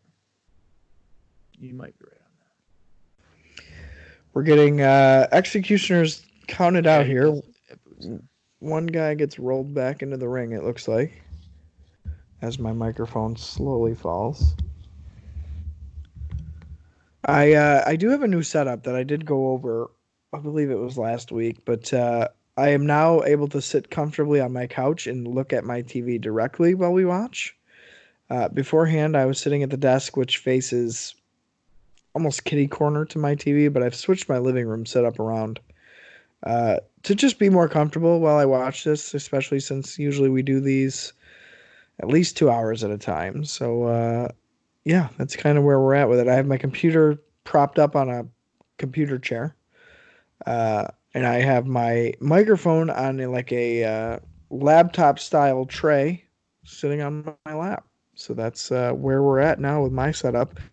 I've come a long way since doing my first renditions down here in Orlando in the closet with an iPhone headset. So quite a bit has changed since then, but yeah, this seems to be working pretty well. So yeah, those were the days when you were in your closet. Yeah, trying to get the best, most encompassed sound, which I think ended up having a negative effect because it almost sounded like, I was recording in a fucking closet. Right. So that closed space kind of ended up hurting a little bit more than it was helping.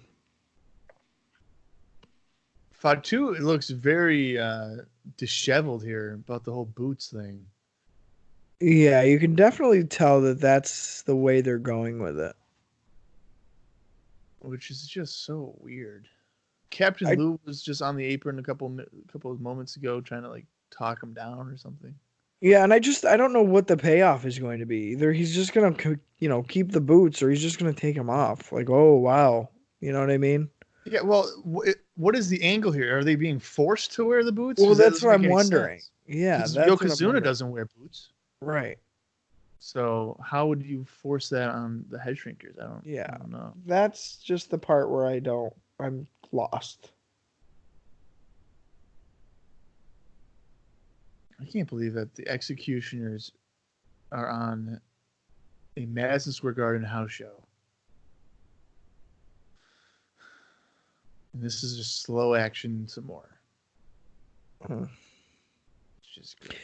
Yeah, I think I got to admit, as far as action, in-ring action, the opening curtain jerker match with Aldo Montoya and fucking fake Great Muta, or Pierre versus the Love Machine Big Vis,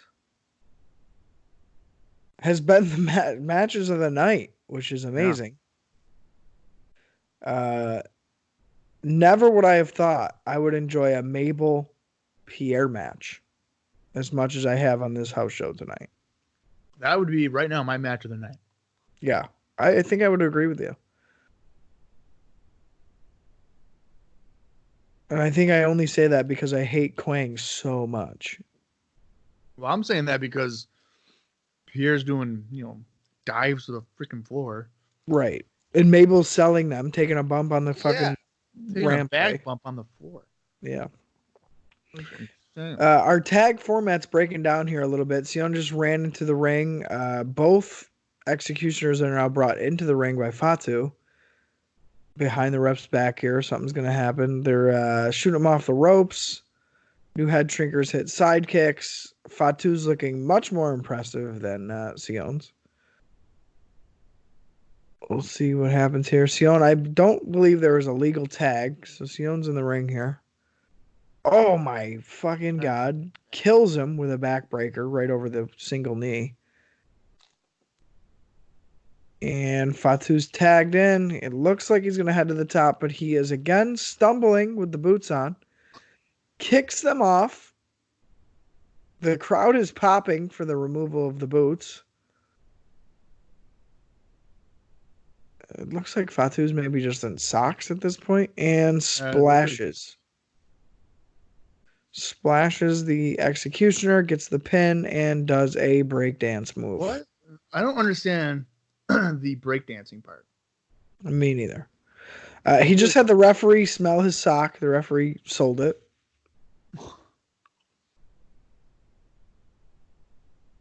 Tell me they're grabbing a microphone? Oh, no. Okay. I think they're just leaving. It looked like the Captain Lou handed Fatu something there, but... Probably his boots. Yeah. All right, so the Executioners just got completely executed by the new head shrinkers, so that was good. Not as clean or as devastating as we've seen the head shrinkers, so that was kind of a bummer, especially for a less than stellar team. They should have just thrown those guys around and fucking destroyed them. But it was what it was. I think making another announcement here as we get another jump cut. This looks similar to Diesel's entrance setup here, so will we see him come back out here? I'm not quite sure. I would assume not. Somebody's walking in the ring now. Oh, it's Diesel. Diesel's out here.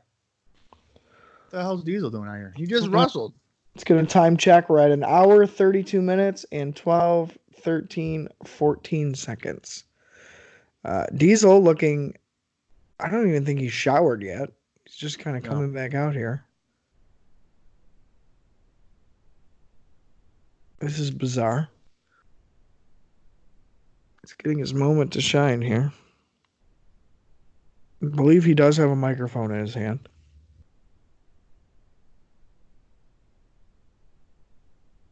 Now, if I had to guess, this is where he's saying, it's been a great run here in the WWF, but I'm going to have to hang up the boots. Shout out to Fatu back there, hanging up the boots. We are going to have to see a Diesel retirement here tonight. I'm going out on top. I had a long and winding career here in the WWF. You know, a couple of months. There's hit the pyro vents. Thank you.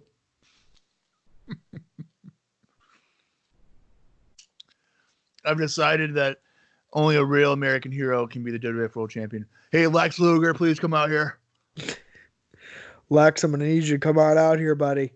We're putting the belt on you. We're going full Luger. This is a man that had some great battles with Yokozuna. He never beat him, but he tried really, really hard. The man with the worst win-loss record in the WWF today. All-American Lex Luger, come on out here, buddy. Nobody likes you. All your friends turn on you. Come on out here, Tatanka. So this will be the biggest night of your career. So what did he just do? He come out here to thank the fans and then just leave? I don't know. I guess he probably came out there and was like, yeah, guys, I really did win. I'm the WWF champ. And it's Big Daddy Cool time. That's probably what it was. Enjoy your popcorn. See you on Monday. Like, what the fuck? Even Fink's like, okay, we done with this shit or what? See you on Monday. See you later, guys. Yeah, see, I'm going to grab that room service before it gets too late in the hotel.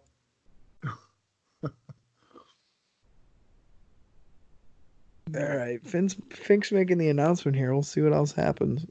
It's been a hell of an eventful show here tonight for a fucking house show. Just truly bizarre matches. Oh, God damn it. No, why?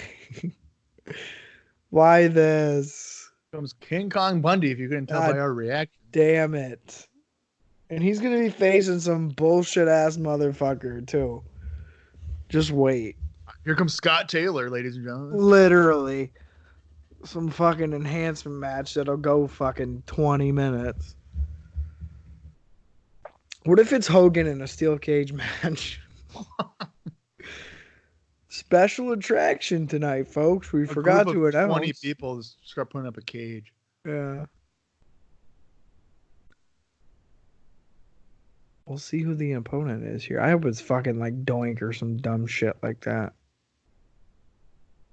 It appears to be the British Bulldog coming down to the ring. He's having a member of the staff hold up his flag. He decided he didn't want to carry it. Well, you can't concentrate like that. You can't climb up to the middle rope with the flag in hand. Right. Because either he was going to fall or he was going to probably drop the flag. I can't say that I'm excited for this. No. I mean, why would you be? How is this even a match? Like, I don't understand. Bundy.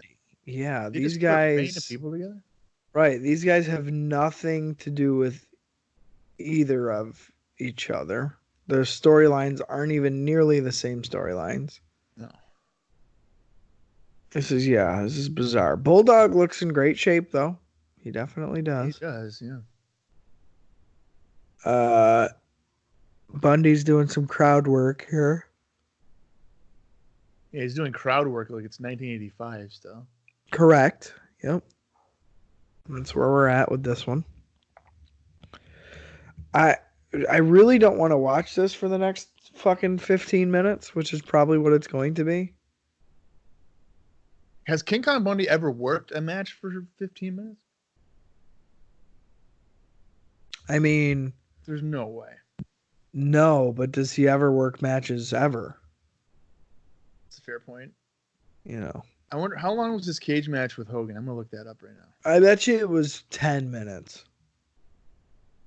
I don't think I've ever watched that match.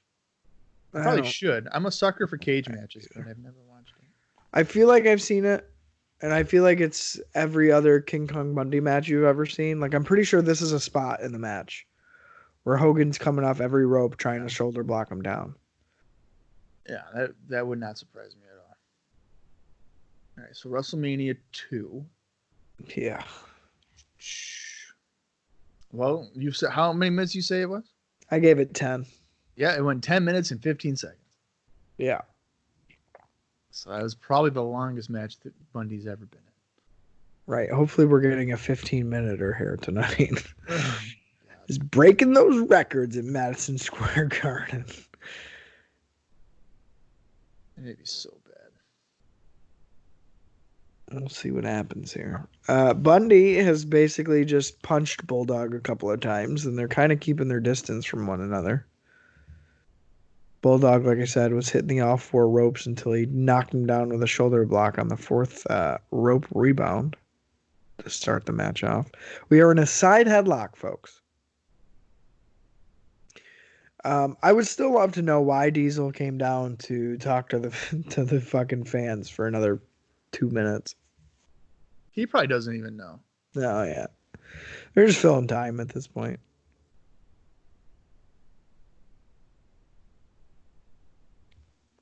Back elbow here from Bundy. Basic shit. Yeah, really. It's always funny to watch Bundy like miss an elbow drop and then how he has to like roll over to get up. It's a fucking roly-poly-oly. Yeah, because like if he were to stay on his back, he probably wouldn't be able to get up. Right, it's like a turtle. Yeah. Yeah, I don't know. We'll see here. I mean, Bulldog, since he's been back to the WWF, hasn't been super impressive at all. Has kept it very basic, and it is almost as if he's working through injuries himself, which may or may not be the case. But yeah, I don't know. It just it's definitely not the same Bulldog we left with in '92. So. Well, I mean, he had like a decent match with Owen, but that was really like the only like real solid, singles match we've seen. Right. Let's see here what happens. There's nothing ever solid with King Kong Bundy. So. No. We kind of know what we're getting ourselves into here. Correct. Yeah. Yeah, I don't know. Bulldog here. It looks like the story is Bulldog's going to be a step ahead of Bundy. Bundy's slow. He's bigger. So naturally, that's what they're going to go with. And Bundy falls on him out of a body slam. Of course, the classic. And we are again in a seated headlock. Definitely a house show here, folks. Yeah. If you want to see a house show match from 1986 and 1994, this is your match. Correct. Because I'll tell you, they loved doing the go for power slam and your opponent lands on top of you spot. Exactly.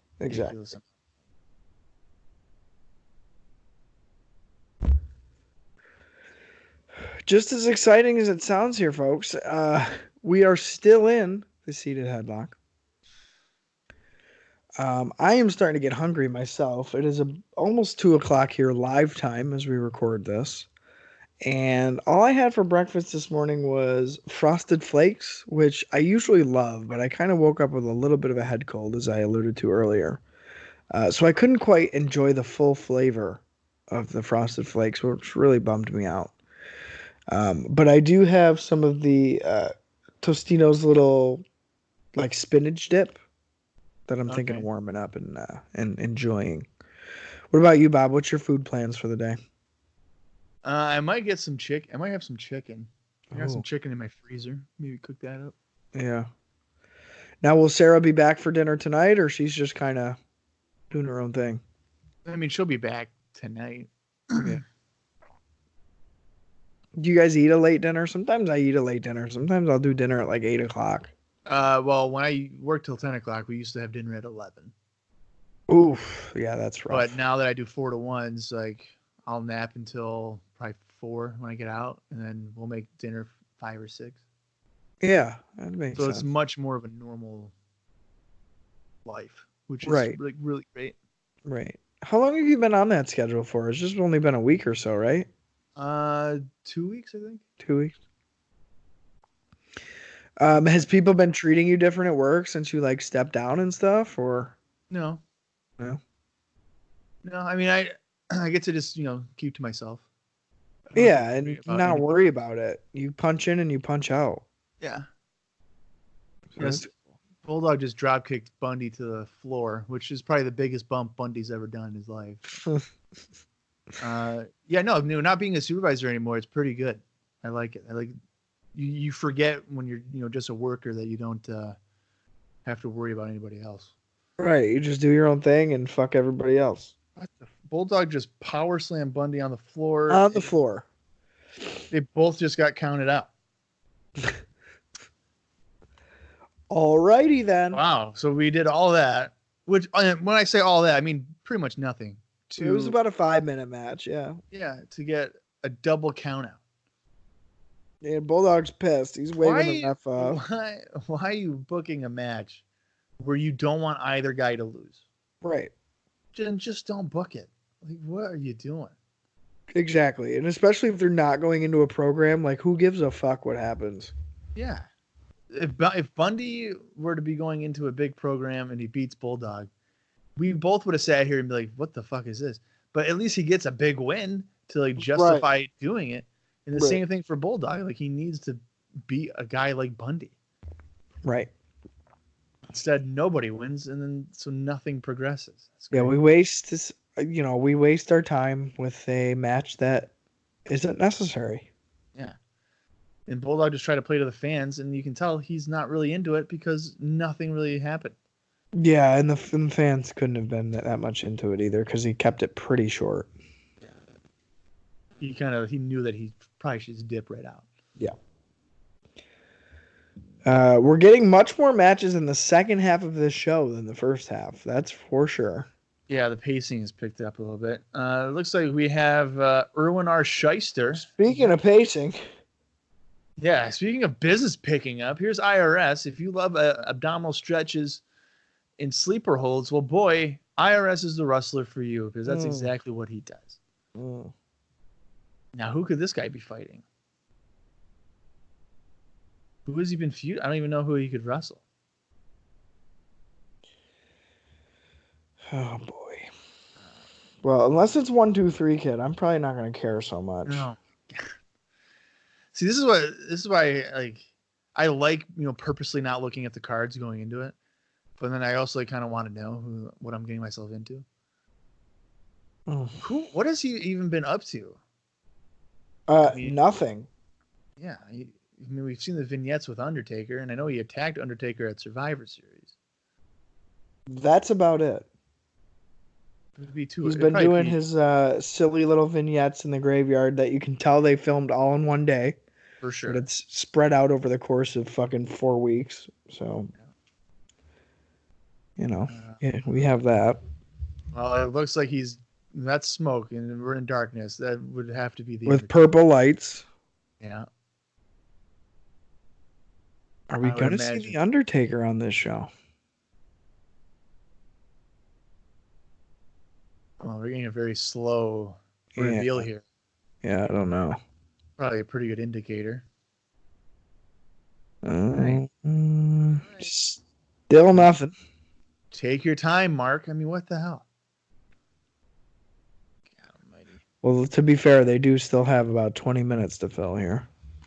Yeah, and we both know that match ain't going 20. No.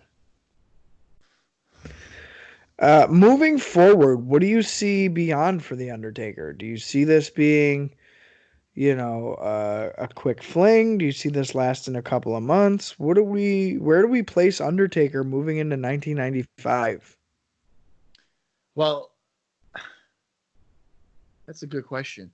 Yeah, I wondered could you turn him heel to feud with Diesel? Now that Diesel's the champion, you need a strong heel. You need a big heel, right, to kind of justify that move, right? Because who is Diesel going to? Who is like a legitimate threat in terms of size to Diesel? And the answer to that is really nobody, right? I mean, Undertaker could, but I mean, you don't want to do too many face versus face guys. Like Diesel against Brett and Diesel against Shawn. And I know Shawn's not a babyface; he's technically a heel, but he's likable, Right? He does cool moves. It's like the AJ Styles. Like, how can you really boo the guy if he's doing some right? So I think those matches, especially with Brett, because Brett is so loved. I don't think wow, okay, that was frightening. I don't think I would put Diesel with Brett so quickly because the fans are so programmed to love Bret Hart and to root for him that could potentially backfire. Right. So I don't know who you insert in the short term for Diesel, but I think, at some point with the Undertaker, if you get Diesel to a point where he's, really beloved and the fans are totally behind him, I think you could maybe turn Undertaker into a heel again. Yeah, I think that's a fair idea for sure. I definitely think that's not the route I would have gone, because really, to me, Undertaker's still a guy who's lost in the shuffle. He's still a guy who's still trying to recover from a Giant Gonzalez match at WrestleMania 9. He still kind of hasn't found his stride yet, especially following like all the Yokozuna stuff that we've seen forever at this point. So I don't know. I'm fearful for Undertaker's 1995 because I feel like there isn't really a direct path. So that makes me nervous. I could see the Undertaker going through the entire corporation. Sure. Because he did with the fake Undertaker at SummerSlam, and I know he had like the Yoko thing, but that's just to kind of finish the story. And now you're going into IRS, so then you would still have Bam Bam, Tatanka, and Bundy. Right. That's fair. That's 3 guys, and if you do 2 months with each guy, it's half a year. Right. So. And even you save maybe, hell, have him take on Ted for a 1-match finale at WrestleMania. If Ted could do it. Right. Yeah. And you could even do something similar to what Diesel and Backlund just did, even if it's Ted taking 1 tombstone. Right. And just call it, and that's the blow off. Ted finally gets what he has coming to him. If I was booking this stuff, I'd probably be trying to figure out a way to do Diesel Taker at SummerSlam.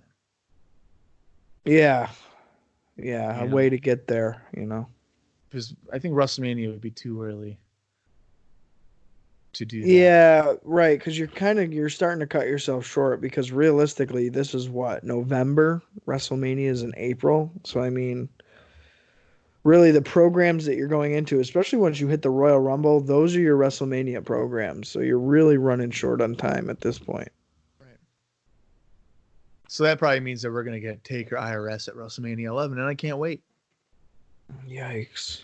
Hopefully friggin' not. And IRS is doing his trademark stall outside the ring. Yeah. And that doesn't help Undertaker, because really Undertaker's got a very slow and methodical pace himself. So you almost need something to help keep our attention, and this is doing the opposite of that. Yeah. That's probably why, Taker's usually worked with bigger guys.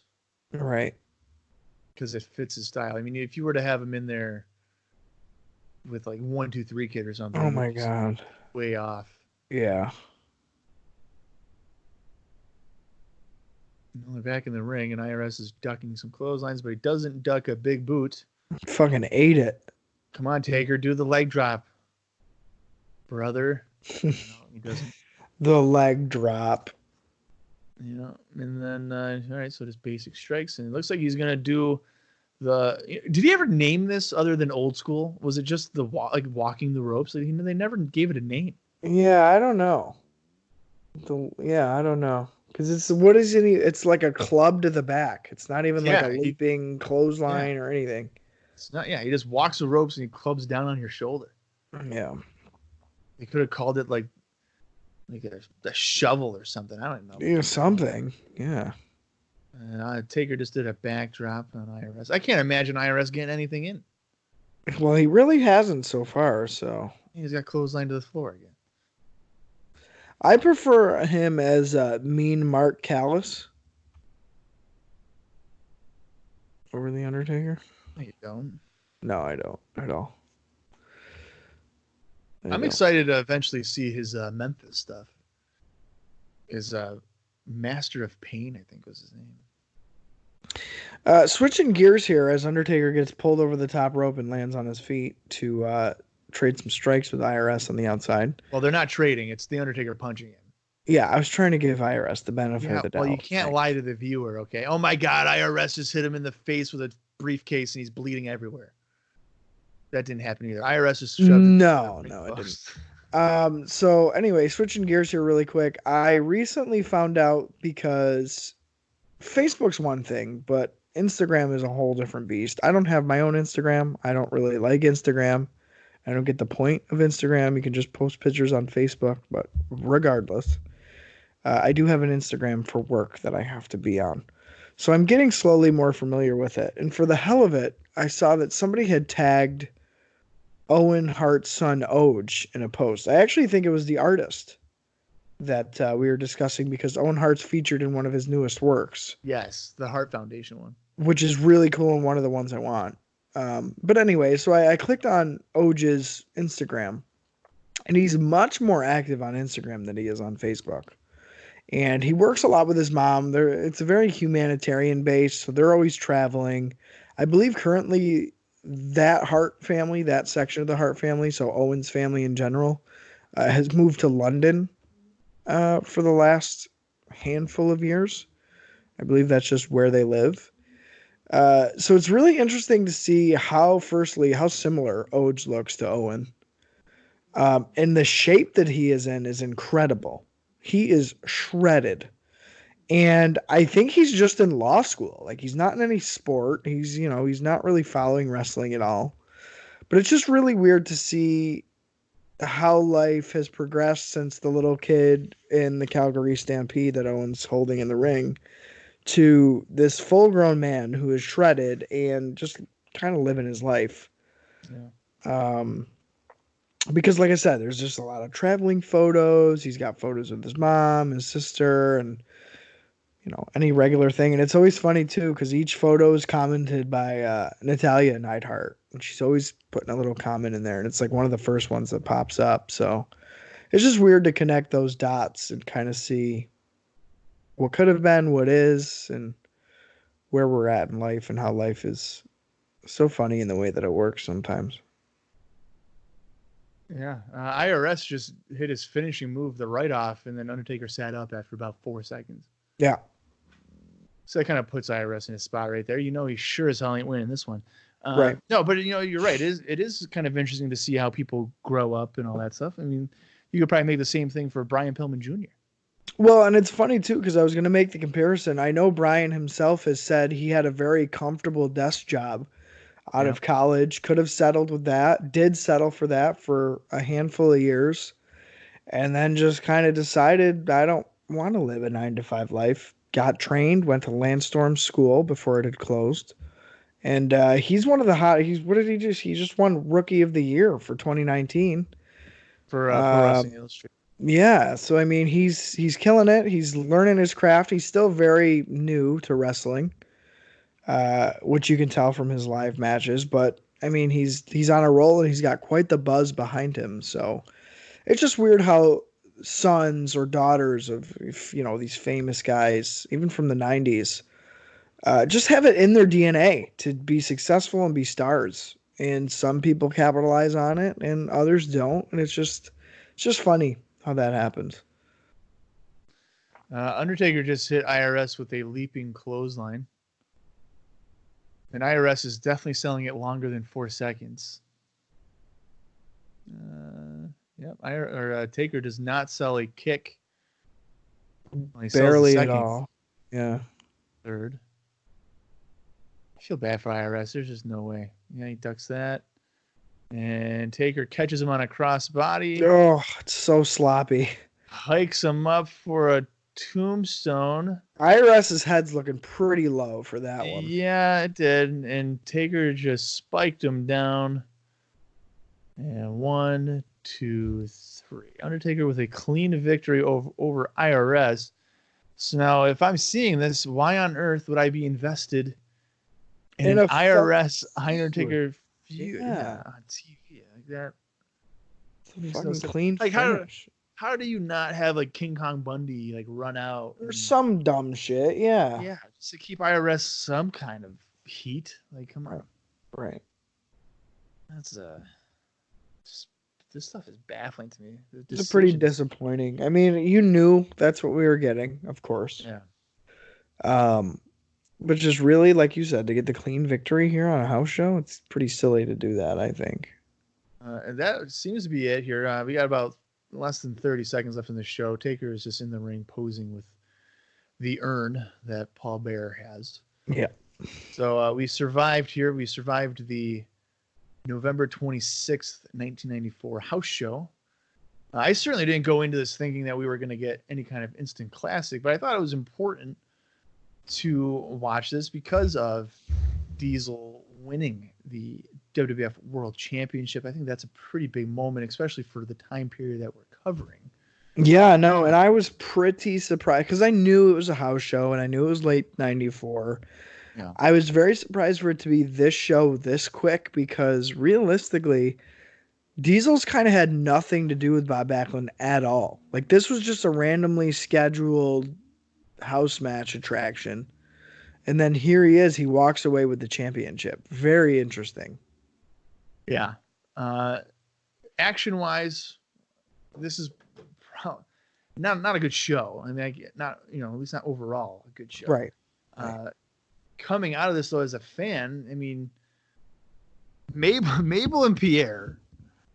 Yeah, like what? That's a shocker of the year. Is it a 4 or 5 star match? Absolutely not. Is it even a 3-star match? No. It's more like, a 1.5 stars or 2 stars at max. Right. But for those guys, that is a huge success. Right. Because that exceeds any kind of expectations that I would have had going into it. Well, because you're expecting that to be the worst match of the card, if anything. Absolutely. I thought, Jarrett and Razor was kind of disappointing. It wasn't for sure.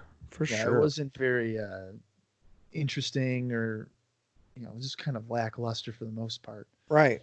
But then you have the really career-defining moment with Diesel winning the World Championship. So just for that purpose alone, this is a show you're going to remember, but it's not one that you necessarily need to go out of your way to watch. Right. So if you follow along with us, I hope you guys enjoyed it. But if you guys listen to this podcast and then maybe on your own go and watch them, this is one you don't need to seek out.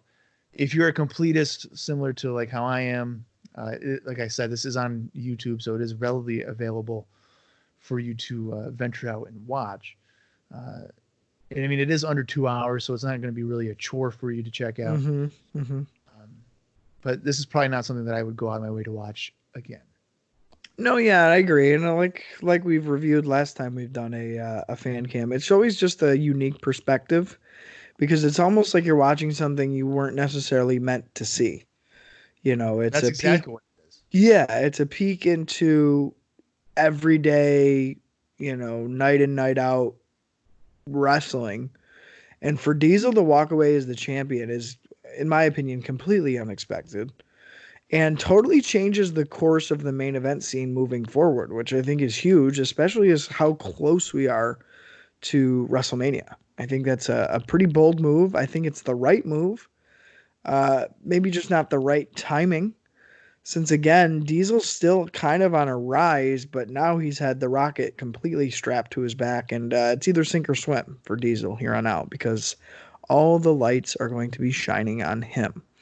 So we'll see what we get moving forward. I think the feuds with Diesel, like we talked about a lot in this show, is going to be interesting moving forward, what they're going to do, how you're going to do it with a guy like Diesel's size. He can't be that underdog fighting champion that Bret Hart was, of course. So yeah, that's going to be interesting. Like I said, I'm looking forward to the new Head Shrinkers, seeing what they have in store for them in 1995. And really once the Royal Rumble hits even. So there's just a lot of kind of changing going on before the end of the year even hits.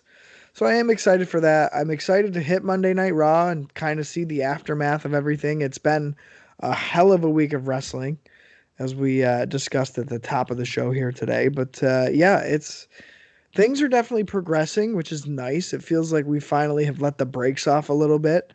It felt like a long time we were just kind of grinding to a halt leading up to Survivor Series. So it feels nice to finally let that clutch go and kind of get some forward momentum. And I do feel like, especially with this Madison Square Garden show, we did see a little bit of that. So. Yeah, so like you said here, we're almost at the end of 94. We have 5 episodes of Raw remaining. There won't be any other house shows or pay-per-views, obviously, to close out the year. So we have just 5 more Raws, and then we are done with the year. It looks like we will be going back to Poughkeepsie, New York for Monday Night Raw. That takes place next week for November 28th. So we're on the last legs here of 94 before we venture into 95. We'll have a third person on this damn show. Unless he backs out. Who knows? We'll see. But that is the tentative plan, at least. So I'm excited about it. I'm always excited for the new year of stuff. And like we've said, 95 has a lot of stuff that transpires. A lot of guys that come in, whether it's for 2 weeks, 2 months, or even for years after the fact. A lot of stars are made or introduced in 95 as well, which I think a lot of people don't realize. So 95, a lot of these guys that were the eventual foundation of the Attitude Era came through in 95, like a good handful of them. Right. So I think that's very important to look out for as well. It'll be fun to see too, Bob, just kind of who falls off. Who falls off the wagon, because I think a lot of guys are teetering, and I hate to say it, guys like Adam Baum, is how far will he make it into 95? Guys like Quang, how far will he make it? Even Aldo Montoya, I think, has a very short shelf life. So it's going to be weird to not only see the new guys come in, but see who falls off the wagon, so to speak, as we progress forward, as we get closer to what everybody remembers as like the Attitude Era time, the later half of the 90s. But yeah, it's going to be definitely an interesting next, I would even say 6 months, especially moving into Royal Rumble, moving into WrestleMania 11. I still feel like there is nothing solid set in stone for WrestleMania, which is a little maybe unnerving since it is getting to basically December time. So we'll see. I know typically January is like the start or like the road to WrestleMania, but it would be nice to have a solid, stable base beforehand. So I guess we'll have to see in the coming weeks how that kind of fleshes itself out. But I'm excited, and hopefully you all too with listening as long as you have. We've gone on, it's over 2 years at this point with the podcast. And we hope to grow and to continue delivering some quality content and some trips down memory lane every Monday when you hear us. So, well, like what you were just saying though, with how far people make it into 95, this is a thought that just kind of entered my brain. If 5 guys come in, I would have to say at least 3 to 5 guys have to be on the way out. Yeah. So, for every new vignette that you see, you have to probably think in your head, well, who's not going to be there anymore? Right. I think that's a fair point. There's only so many limited spots that you can have. So I think that's a key thing to look at as we venture on with Monday Night Raw. And I think that will be a huge thing to focus on when we get into the Monday Night Wars, because the business is picking up. They might not have patience for things that are not connecting. Right. So, people might have a shorter leash. This was another thing I just thought of too. As we get into 95, I know that ECW had a lot of super cards that we might want to venture down into just to break things up, similar to what we do with WCW. I think those are on the network. I believe those are on the network. I could be wrong. Some of them are, yes. Some of them are. So that might be kind of neat to check out, starting with 95. I know we haven't really, we had done Smoky Mountain in 94. Was it 94 or 93? 93 maybe? Yeah, I think it was late 93. Yeah, I can't even remember anymore. But no, we did Bluegrass Brawl. Oh yeah, yep. 3 I think it was. Yep. Whatever one had Tracy Smothers in the Dirty White Boy chain match. That's the one that we watched. I want to say that's 93. Yeah, I believe it definitely is 93. Yeah, it's April 93. Yeah. So, who knows? I mean, 95 is the last year of Smoky Mountain Wrestling existence. Maybe we'll have to venture back into some good old Smoky Mountain when Hogan 98 is here, because you guys both give me shit about it. Yeah. My obsession for that.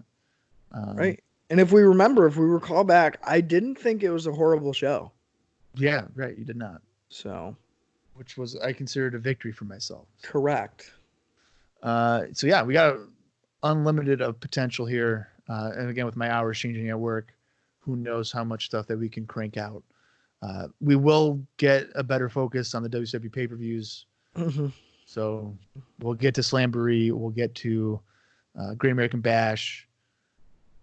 Well, actually, there wasn't a Great American Bash in 94. So we get to Slamboree. We'll get to Bash at the Beach, Fall Brawl, Halloween Havoc, and Starrcade. I don't think there's a Battle Bowl that year. So we'll just have to worry about those handful of shows. But don't worry, we'll get to it. You can count on us. Austin, you have anything else here? Just as you kind of ran those down, those are going to be some solid little gems in there. So I am looking forward to exploring those shows. As we talk about, I think sometimes we're more excited for the standalone WCW pay-per-views than we are the actual WWF pay-per-views that we have a complete backstory for. And that's just due to, I think, show quality. So I am looking forward to those. Again, with Bob's change in scheduling, I think that's going to help a considerable amount. And maybe some of those WCW episodes we can have as Hogan 98 Money's real training wheels before he joins the actual system here. So we'll see. We'll see what we can kind of get together. But I would like to start banging those out, as Bob said, before we get to 1995. Hopefully we have at least one or two more WCW shows in the can for you. But yes, that is on the horizon. A lot of stuff's on the horizon. Check out our t-shirts on Redbubble if you haven't already. And always share our podcast. Spread the word. We are going down the early 90s road, WWF, road less traveled. Nonetheless, an important one, and I think a very interesting one, just for how rapidly things begin to change and flesh out to what most people remember pro wrestling to be. So that's where we're at. I have nothing else to say. I was trying to think of something clever. I've got nothing. Austin, you got anything else for this episode, or are you all set? I say that does it for this house show episode of IcoPod. All right, then. For Austin Skinner, I am Bob Colling Jr., and this has been IcoPod. You gotta hear it.